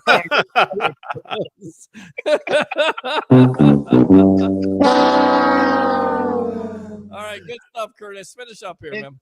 My other question is, San Francisco. Mm-hmm. You got three quarterbacks. What are you going to do? Well, they don't necessarily have three quarterbacks. Jimmy Garoppolo most likely is going to be a free agent. You would assume he was supposed to be a free agent this year, and they had to bring him back, and thank God for that. Trey Lance, he gave up 3 first-round picks, so all of a sudden they're going to trade him and give up on him. And then you got Brock Purdy, who showed some flashes of brilliance but could be out the next 6 months. So do you really have 3 quarterbacks? We shall see what John Lynch does. And once again, is, in your opinion, San Francisco in that conversation for getting Tom Brady in the offseason, Curtis? I don't think Tom's going to leave Tampa. Okay. And you know what? I'm going to tell you something, and it's not because I'm only a Bucs fan. I think if he went anywhere, he has that chemistry with McDaniels. He'll look at that Raiders team. That Raiders team has a lot to offer on that offense. Mm-hmm. But I don't see him in San Fran. But I don't really see him leaving Tampa. I don't think he wants to leave his kids. Okay. Because, I'm a father, and, I will do whatever it takes to be with my son. My son is a straight A student, and he made the all-star team for his football team. Congratulations. I had a conversation with him today, wherever he decides to go, if he gets a scholarship for college or whatever it is, wherever he's going, I'm going with him because I want him to have that support system. That's what's up. Good for you. You're a good father. I look at Brady, and I know Brady loves the game, but that man loves his children. Any real man that has children loves his children. You know what I'm saying? So I look at it from that point of view. But you never know. The NFL, money talks and bullshit runs a marathon. So very true. But very true. Good stuff, Curtis. The last thing I'm gonna say is Real Rumble. That's another one. But before that, I don't think Lamar Jackson's going. I think Lamar Jackson's going to get traded. I don't know where he's going to end up at, but I think he's going to get traded. I'm hearing the Atlanta Falcons are in that conversation. I think that could be a fit because you've got Desmond Ridder. You're not really sure about it. Atlanta wants to take a chance. They were nearly had the deal done for Deshaun Watson. That was the rumor out there. And they were going to have Landry come and Odell Beckham come, and they were all going to, reunite, and it feels so good with Deshaun Watson. Probably shouldn't say that with him. No, you shouldn't. That's hilarious. But yeah, thank you. And, I'm just saying. Ain't nothing wrong with a quick rub down. Oh, man. This guy sucks. You said a quick rub down. He had more than a quick rub down, bro. It's that's the problem. That's definitely the problem. And consequently, the Browns are getting rubbed down right now because they're paying all that money and they're not getting anything of any substance at all. So they were not good last year. And I get it. He was rusty. We'll see what they do next year. I think the Atlanta Falcons could make that move. Chris, do you see them making a move for Lamar Jackson, moving off of him, going for one of these young quarterbacks? Is that a possibility? I'll throw it out there because I like to stir the pot. Justin Fields to the Baltimore Ravens for Lamar Jackson. Harry, I hope you're up because you can call in and tell me. I've heard that a couple places. Yes. And of course, you got the Warren Sapp rumor this week, which once again, I told this story on the over-under. It seems like Sapp is being Mr. Petty because some years ago, and Leo Haggerty, the legend, told me this, that the Bears actually made up the rumor before draft night to get his stock down, to drop his stock so he could be a Bear. Consequently, Warren Sapp came out on a podcast this week and says that he's hearing that the Bears would be interested in trading Justin Fields to draft a Bryce Young. First and foremost, Lamar Jackson, where do you see Baltimore, Chris, going with him? Curtis, I wish they would keep him, but I don't think that's going to happen. Atlanta would be fantastic. That would be a great situation for Lamar. They'd have to build up some talent. So again, if you're talking about, Beckham coming and other players, that would be an exciting thing to see. But man, I wish he would stay, and we'll see how it goes, man. But I don't know. How about this? I like Atlanta, but I'm gonna say this, and I really hate that I'm gonna say this, but I love the game, and I like to see just good football. Yeah, Lamar Jackson would be terrifying in New Orleans. Oh, don't say that. Yeah, you're exactly right. If there was an offensive coordinator that knew with Sean Payton, maybe not with Dennis Allen. Right. He would be terrifying in New Orleans. Chris Olave, I can see it. Michael Thomas, he can't stay healthy. He's got the Anthony Davis disease. Him and Alvin Kamara in the backfield together. Well, that's scary. Yeah, that's definitely scary. That is definitely a scary combination. Yeah, don't wish that upon us. You got Jarvis Landry in the slot. Yeah. Well, Jarvis has seen his best days, but Chris Olave. You know what? He'll still give you a little something. Yeah. No. All right, and before I go, Royal Rumble, I called Cody Rhodes. I think we all did. And to me, the most disappointing, and we talk wrestling on this show, Chris. Don't if you're a wrestling fan, I know. No are you a wrestling fan? No. Okay, well, that's all right. Hey, we all used to be wrestling fans in the I'm attitude. telling you, come on now, man. It's not the same. I mean, and look, you could see this by a mile, right? I mean, he's coming off an injury. The storyline is built in. He's never won a world championship in WWE. His father has never won a championship. His brothers never won a world championship. Right. Goldust. How do you not put the championship on Goldust, right? I mean, what a weirdo he was. But seriously, but the problem for me was the booking. You bring him out at 30, you know he's going to win. Bring him out at 15. Bring him out at 16. Build up that storyline, much like you did with the Bloodline. I tell you what, I was most impressed by Gunther, whatever the hell his name is. Oh, yeah. He stayed out there for like 50 minutes or something. It's ridiculous. No, sir. 75 minutes. He broke Rey Mysterio's record of 62 minutes. That's amazing. That is definitely amazing. He shattered it. So, I mean, it was. I mean, honestly, I watched the Royal Rumble, the men's Royal Rumble, and pretty much after that, I wasn't impressed. Everything else that happened, I kind of felt it was coming. You didn't like the ending of Sami Zayn turning on Roman Reigns? You didn't like that? I knew it was going to happen. I thought it was going to be Roman. I had a gut feeling that it was going to happen. Mm-hmm. Okay. What I didn't see was Jay walking out. Right. Jay's done. He put that out there today on Instagram. He's done. And I wonder if The Rock is coming back, or is it going to be Cody Rhodes versus Roman Reigns? It looks like it's going to be Cody Rhodes versus Roman Reigns. Even Triple H talked about the possibility of The Rock coming back. We talk about this on Wednesday night with the guys, Mark Mancini and Ralph Williams. I don't know if he's going to be able to come back. Maybe it's a tease. Who knows? But eventually, I think they're going to have both of those wrestlers wrestle each other. Good stuff, Curtis. Let me go ahead and give you the Ric Flair. Woo! As always, Curtis, you always bring it here on the Evolution, my friend. All right. Listen, man, you know I love you, man. I love you guys. Show, hey, Chris, man. Good to talk to you, brother. You too, man. You know what? I'm going to tell you something. You got a lot of talent over there in Dallas. Somebody need to tell Jerry Jones to go retire. Yeah, Skeletor needs to go off to Snake Mountain. Yes, Skeletor. Just tell Jerry Jones. Why does he have to have a interview every week before the whole team has an interview? I don't know. Because he's the owner. That's why. Because he built the biggest ego in the house, man. And he wants everybody to know that he's the one that's all behind it, and that's the problem. I mean, yes. Listen, you got to respect his hustle. You got to respect you have to respect what he built. Yes. But you know, just leave it leave it alone, right? This is not the 90s where you can just go and buy everything anymore, man. Like. Yep. Jesus Christ, man. All right, good stuff, Curtis. You brought it tonight. Yep. Use that Curtis. If you want to. I mean, this is the Evolution. You want to hang out for a little bit longer here, or are you getting ready to go? Chris, you there? Oh, me? Yeah, I'm here. Oh, you ready to hang out for a little bit more and take some more phone calls, or you got to get? You have to go.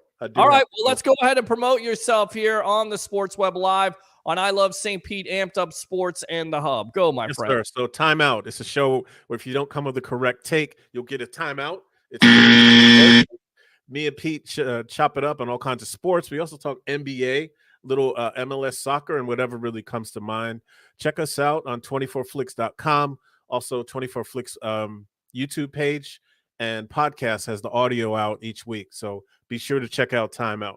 Yes, and on Roku. We're on Roku. We are on Roku. Yes, sir. Check it out. And again, we're going to try to definitely promote that show and going forward, hopefully get the Sports Web on. I know you're listening, Marty. Chris, thanks a lot for your time here on the Evolution, my friend. All right. Thank you, Pete, man. I'll see you soon. All right. See you soon. Good stuff there, man.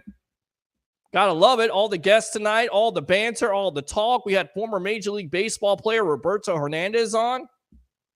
Out of the blue. You know, spur of the moment. Talking little baseball, which we do sometimes here on this show. Predominantly football, Tampa Bay Buccaneer talk. Of course, Super Bowl 57 set. What do you think about the matchup? Kansas City Chiefs versus the Philadelphia Eagles.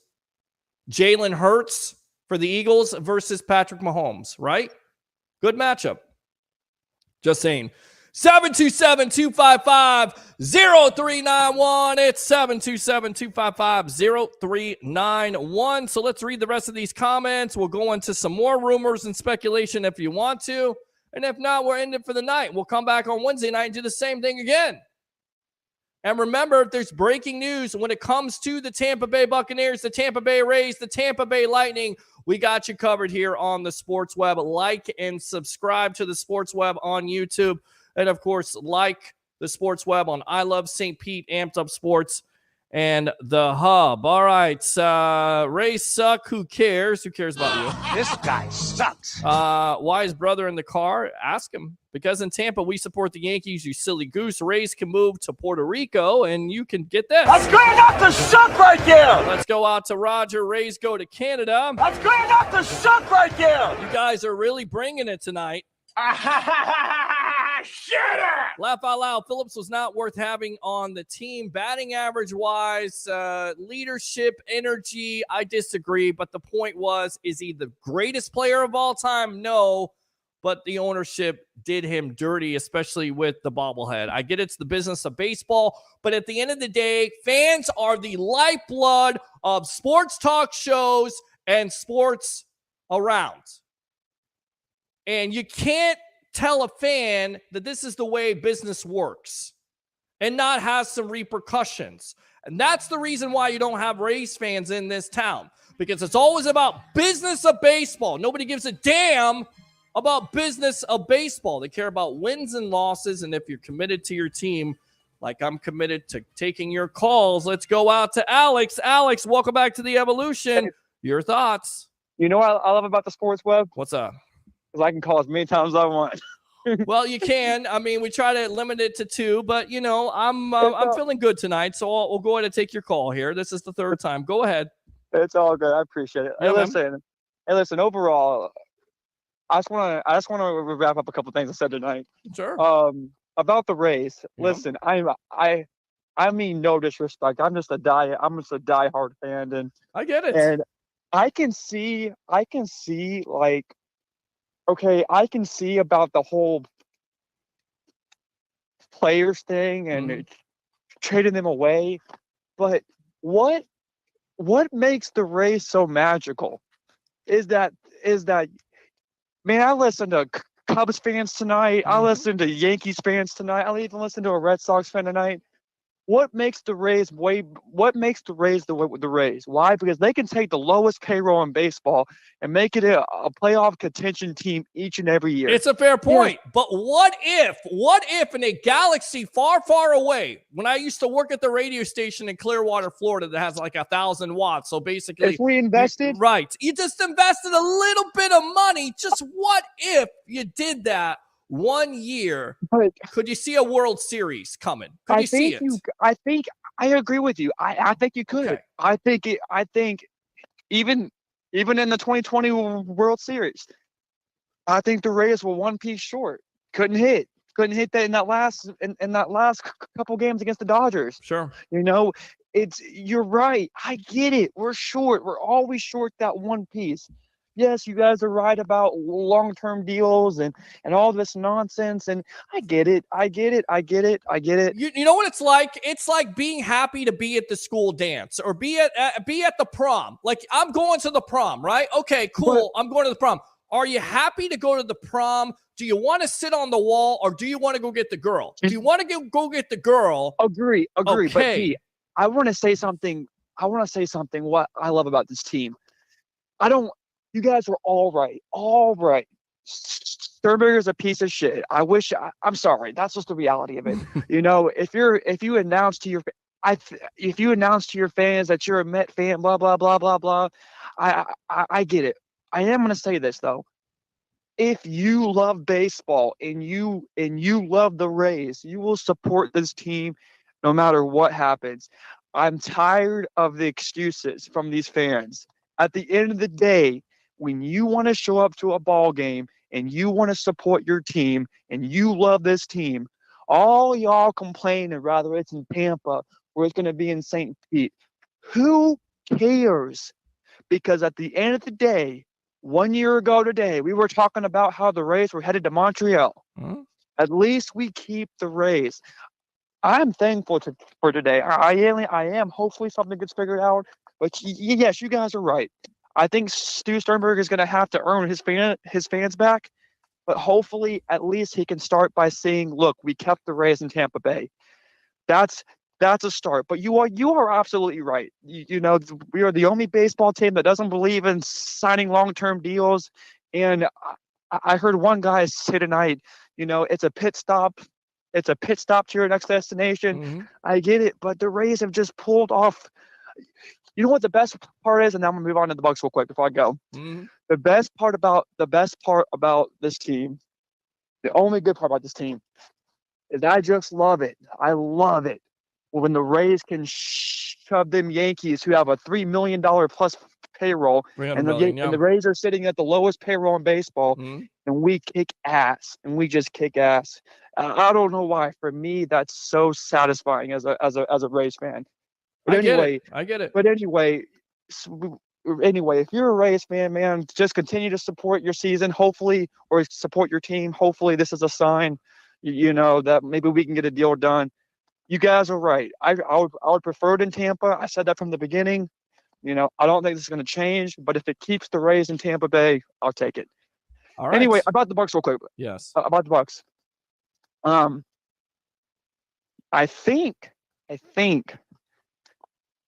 think we could see maybe Tom Brady come back. What do you think?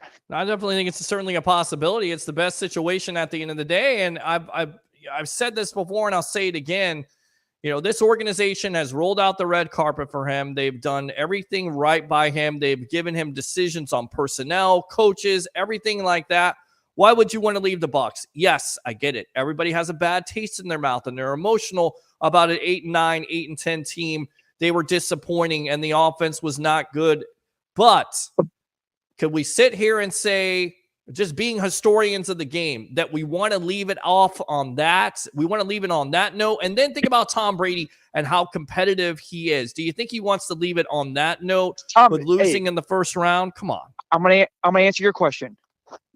I don't care what happens. Tom Brady, I just told my nephew this the other day. Tom Brady is not going to end his career on that note. Rather it's with the Bucs or not. Okay. There's no way he's going to end a legacy of that he has built on a game like that. Now, to answer your question, Tom Brady has it made here in Tampa Bay. Yep. Do I think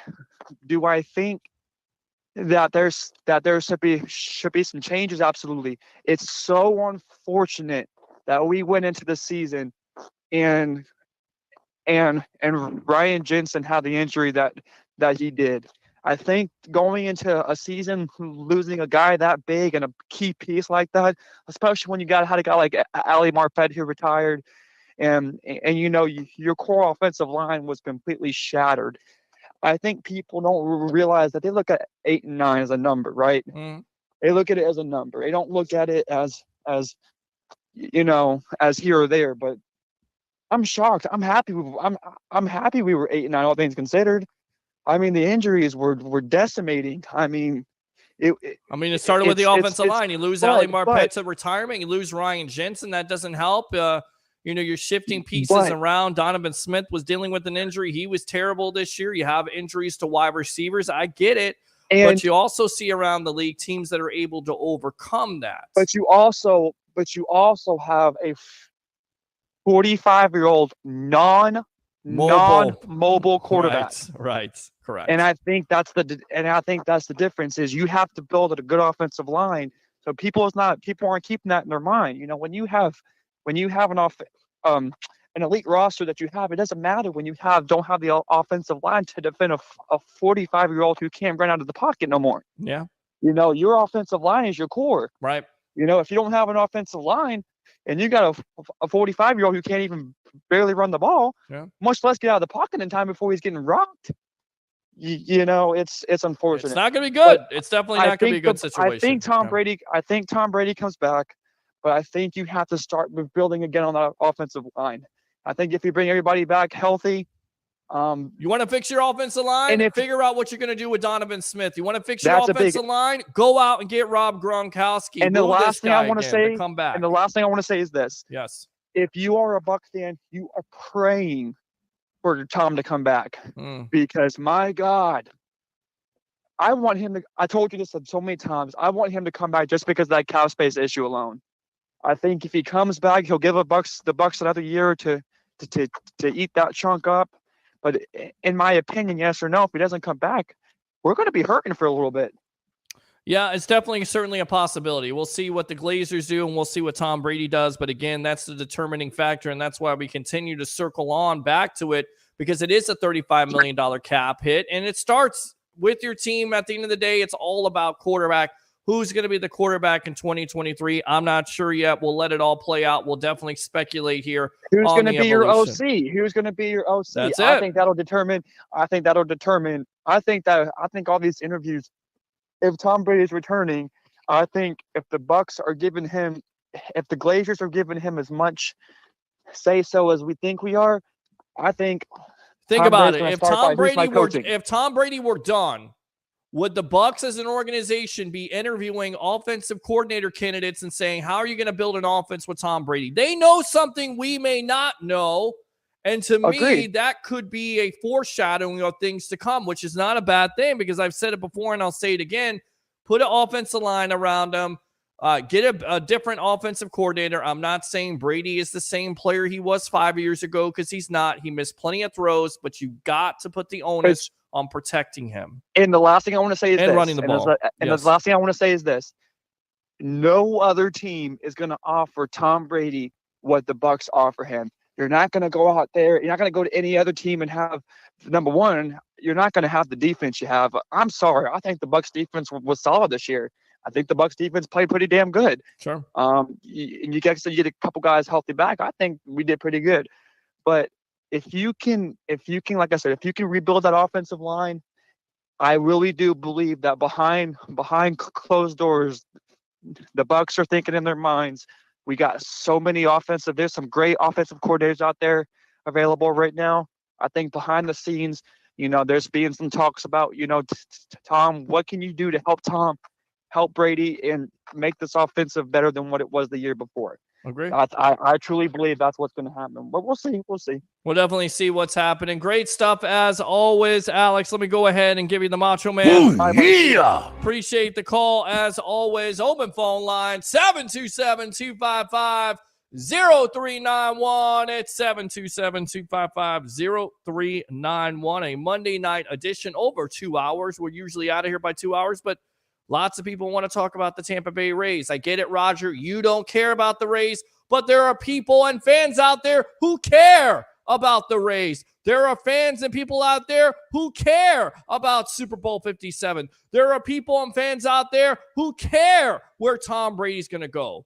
If you do, let your voice be heard. 727-255-0391. It's 727-255-0391. Again, 727-409-7528. Again, 727-409-7528.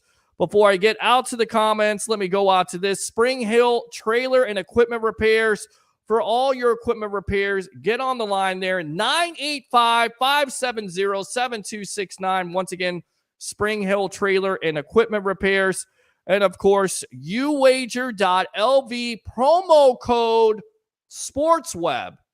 If you're betting on the Super Bowl 57, on NBA, on NHL action, on college basketball, uwager.lv, 80% bonus. Put the promo code in there, SportsWeb, and we'll be able to help me out. All right, good stuff there. Enough of the advertisements. Let's keep on reading some of these comments, and then we will get off for the night. Please don't, bro. No one wants to talk about the Rays all day. We did talk about the Bucs. This isn't a baseball channel. It is the Sports Web. Welcome to the evolution of sports talk television. I give the fans what they want. It's not about what Troy wants, because what Troy wants is he wants to, absolutely be a troll bag. He wants to be, a guy that disrupts the show all the time, never calls in, never contributes anything. besides nonsense and negativity? Write that down. Nonsense and negativity. This guy sucks. All right. Christopher Cole says Rays need to pay up the payroll to at least $125. The Rays know when to say goodbye to players. None of the ones they let go surge on to better production. They fall off. That is a fair point. Besides maybe a Ben Zobrist, who, by the way, won 2 World Series championships. A Wade Davis, who also won 2. And by the way, they got rid of Joe Madden, who consequently exercised the curse, 108-year curse of the Chicago Cubs. How do you feel now, Rays fans? Let's go out to Ralph Williams. Name the 4 coaches that Philly has gone to the Super Bowl with. Let's see. Dick Vermeil. Let's go with Andy Reid. Let's go with, of course, Doug Peterson. And, of course, I can't pronounce his name. Nick, it's been a long night. There you go. I know who it is. I'd rather talk soccer than Rays baseball. You know what? So then talk soccer. I can't even say his name at this point. It's Sriracha? It's not Sriracha. I'll get it. Rays are in Bush. Ray is in Bush Avenue waiting for his POF mistress. Once again, fake rumors. Let's go out. Sirianni, Nick Sirianni. Goodness gracious. So it was Dick Vermeil who took them to the Super Bowl versus the Raiders. They eventually lost. He burned out. There you go. Andy Reid against the New England Patriots and Tom Brady with Owens and McNabb. Again, Doug Peterson, of course, the Philly special with Nick Foles, and Nick Sirianni with Jalen Hurts, who could be the MVP of the league. There you go. Peter, stop interrupting. Alex, how about you shut up?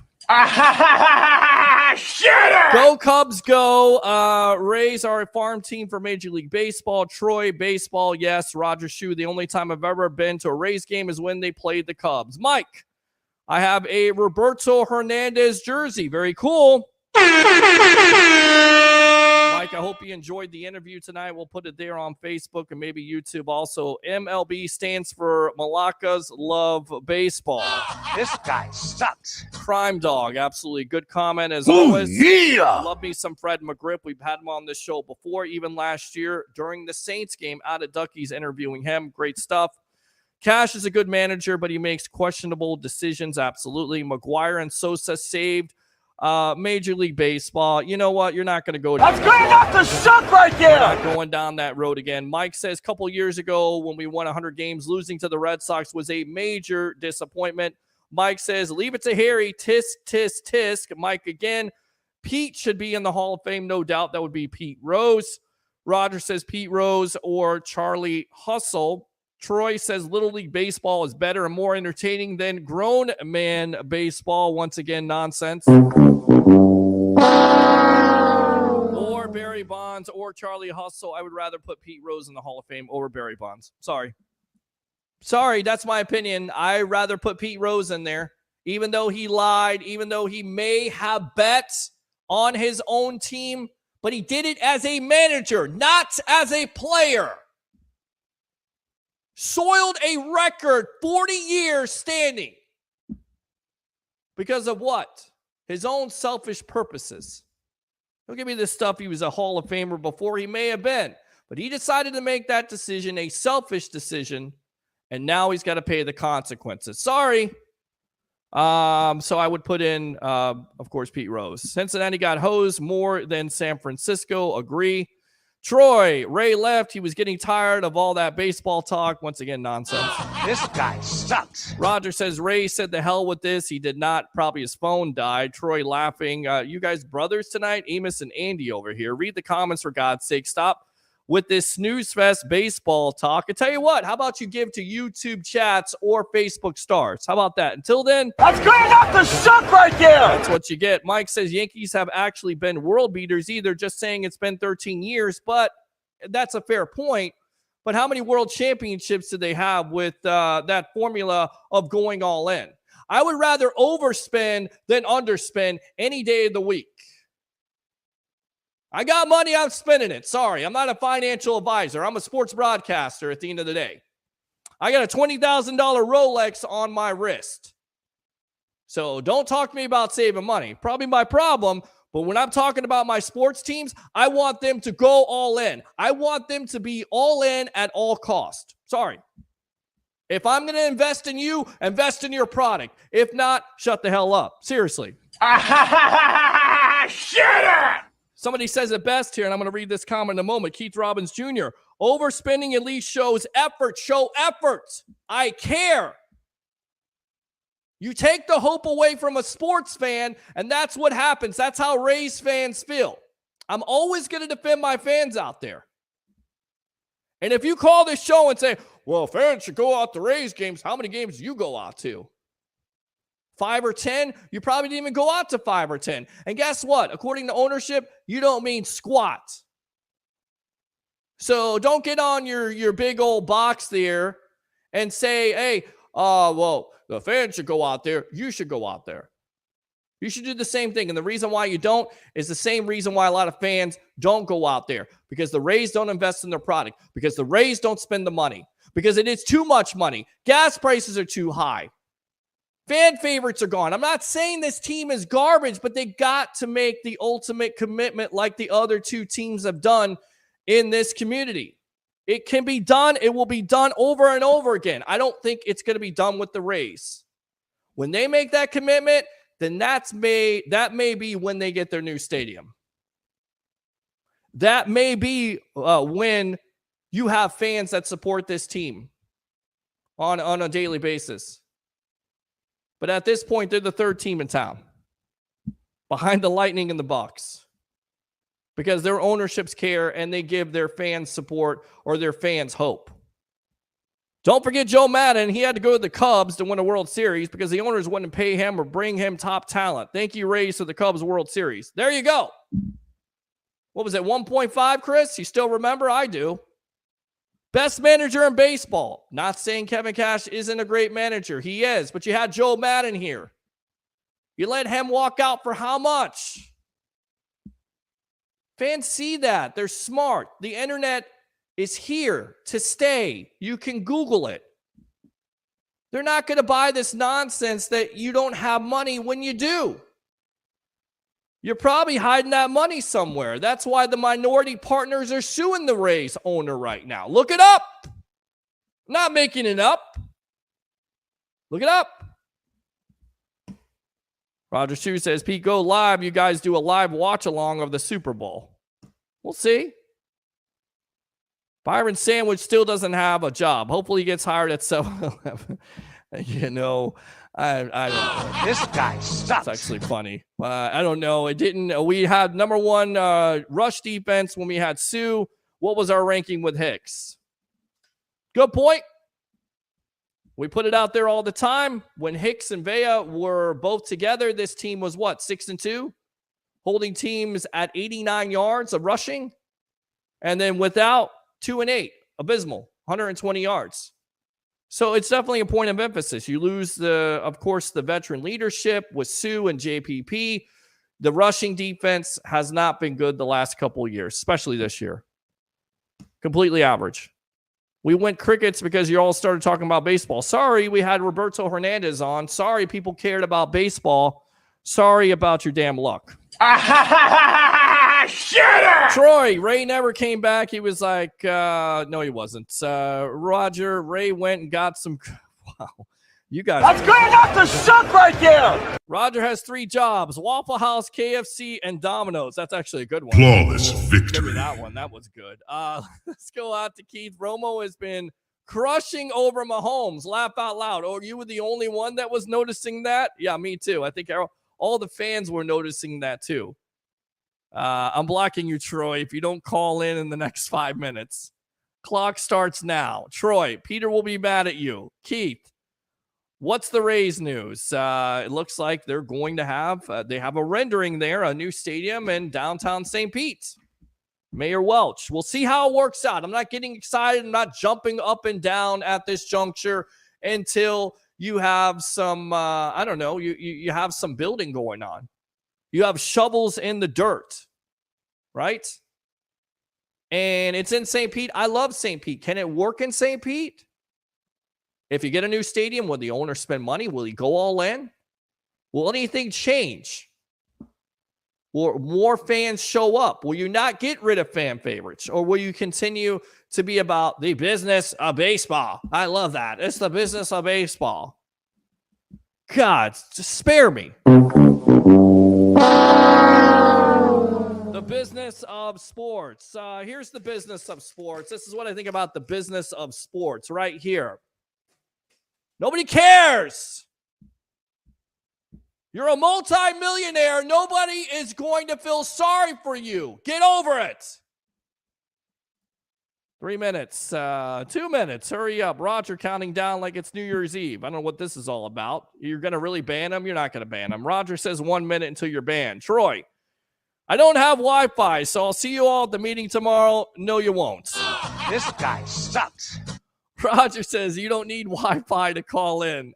Peter will be really mad at you. Roger, all right, you made the choice. Now you're banned. Troy, bye, Peter. Roger banned me. Roger, laugh out loud. Ain't banning stuff, bro. I was effing with you, dude. I will create a new account to come back to the show. Don't worry, Peter. We all know you got like 30 accounts out there. Your name is Troy Polamalu, Pittsburgh Dynasty, Free Watson. I don't know, Antonio Brown, Boom in Business, whatever the hell your name is today or tonight. Dude, I never ban you. We were having too much fun. Let's go out to Troy. Laugh out loud. I know Peter said if I ban, he's shutting down the sports web. Not true. Never shutting down the sports web. That's BS. Roger Shue again. Peter, that Phil story is BS. We'll see. Warren Sapp says that could be happening. Wrestling, yes. You didn't even spell it right. What the heck is that? This guy sucks. Roger Shue, it's official. Cody Roman at Mania. Yes. Undertaker versus Kane in Survivor Series.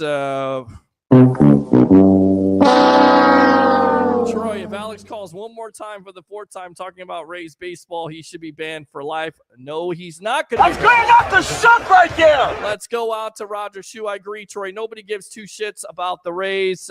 Yes, they do.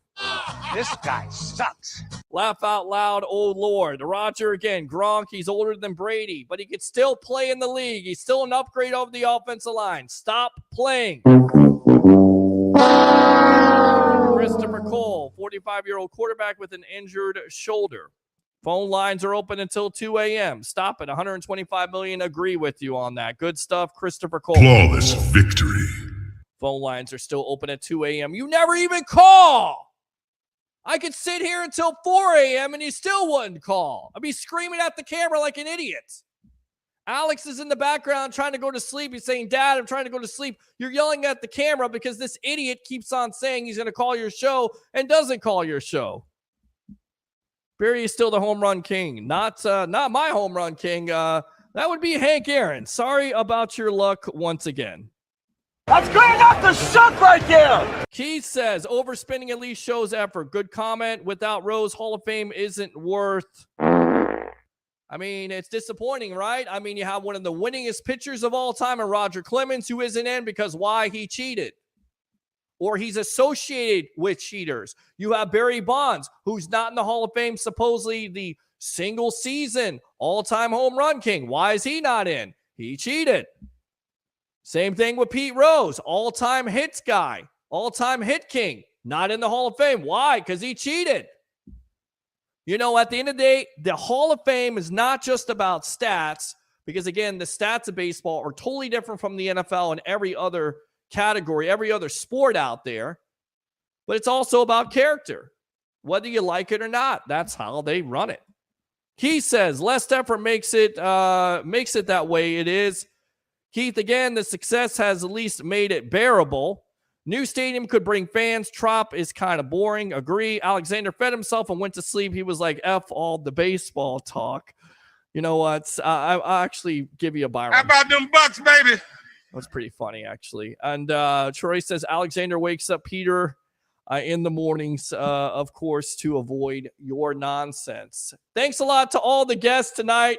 Former Major League Baseball closer, all-time closer for the Tampa Bay Rays, Roberto Hernandez. Harry the Greek, professional handicapper extraordinaire, 1252 Chicago Sports. Tampa Bay, Ray Kennedy, best of the Bay. And, of course, tune in to Time Out on 24 Flix on Roku and other platforms. Once again, like and subscribe to the Sports Web on YouTube, like I Love St. Pete, Amped Up Sports, and of course, The Hub. And do 3 things for me on this Monday night as we went over 2 hours and 34 minutes of the evolution of sports talk television. Bring your passion, bring your excitement. Just don't bring any nonsense. I'm your host, Peter Blake, your Rolex reporter. What time is it? It's my time. And Bucks fans and fans of the Sports Web, it's your time. Have a great night.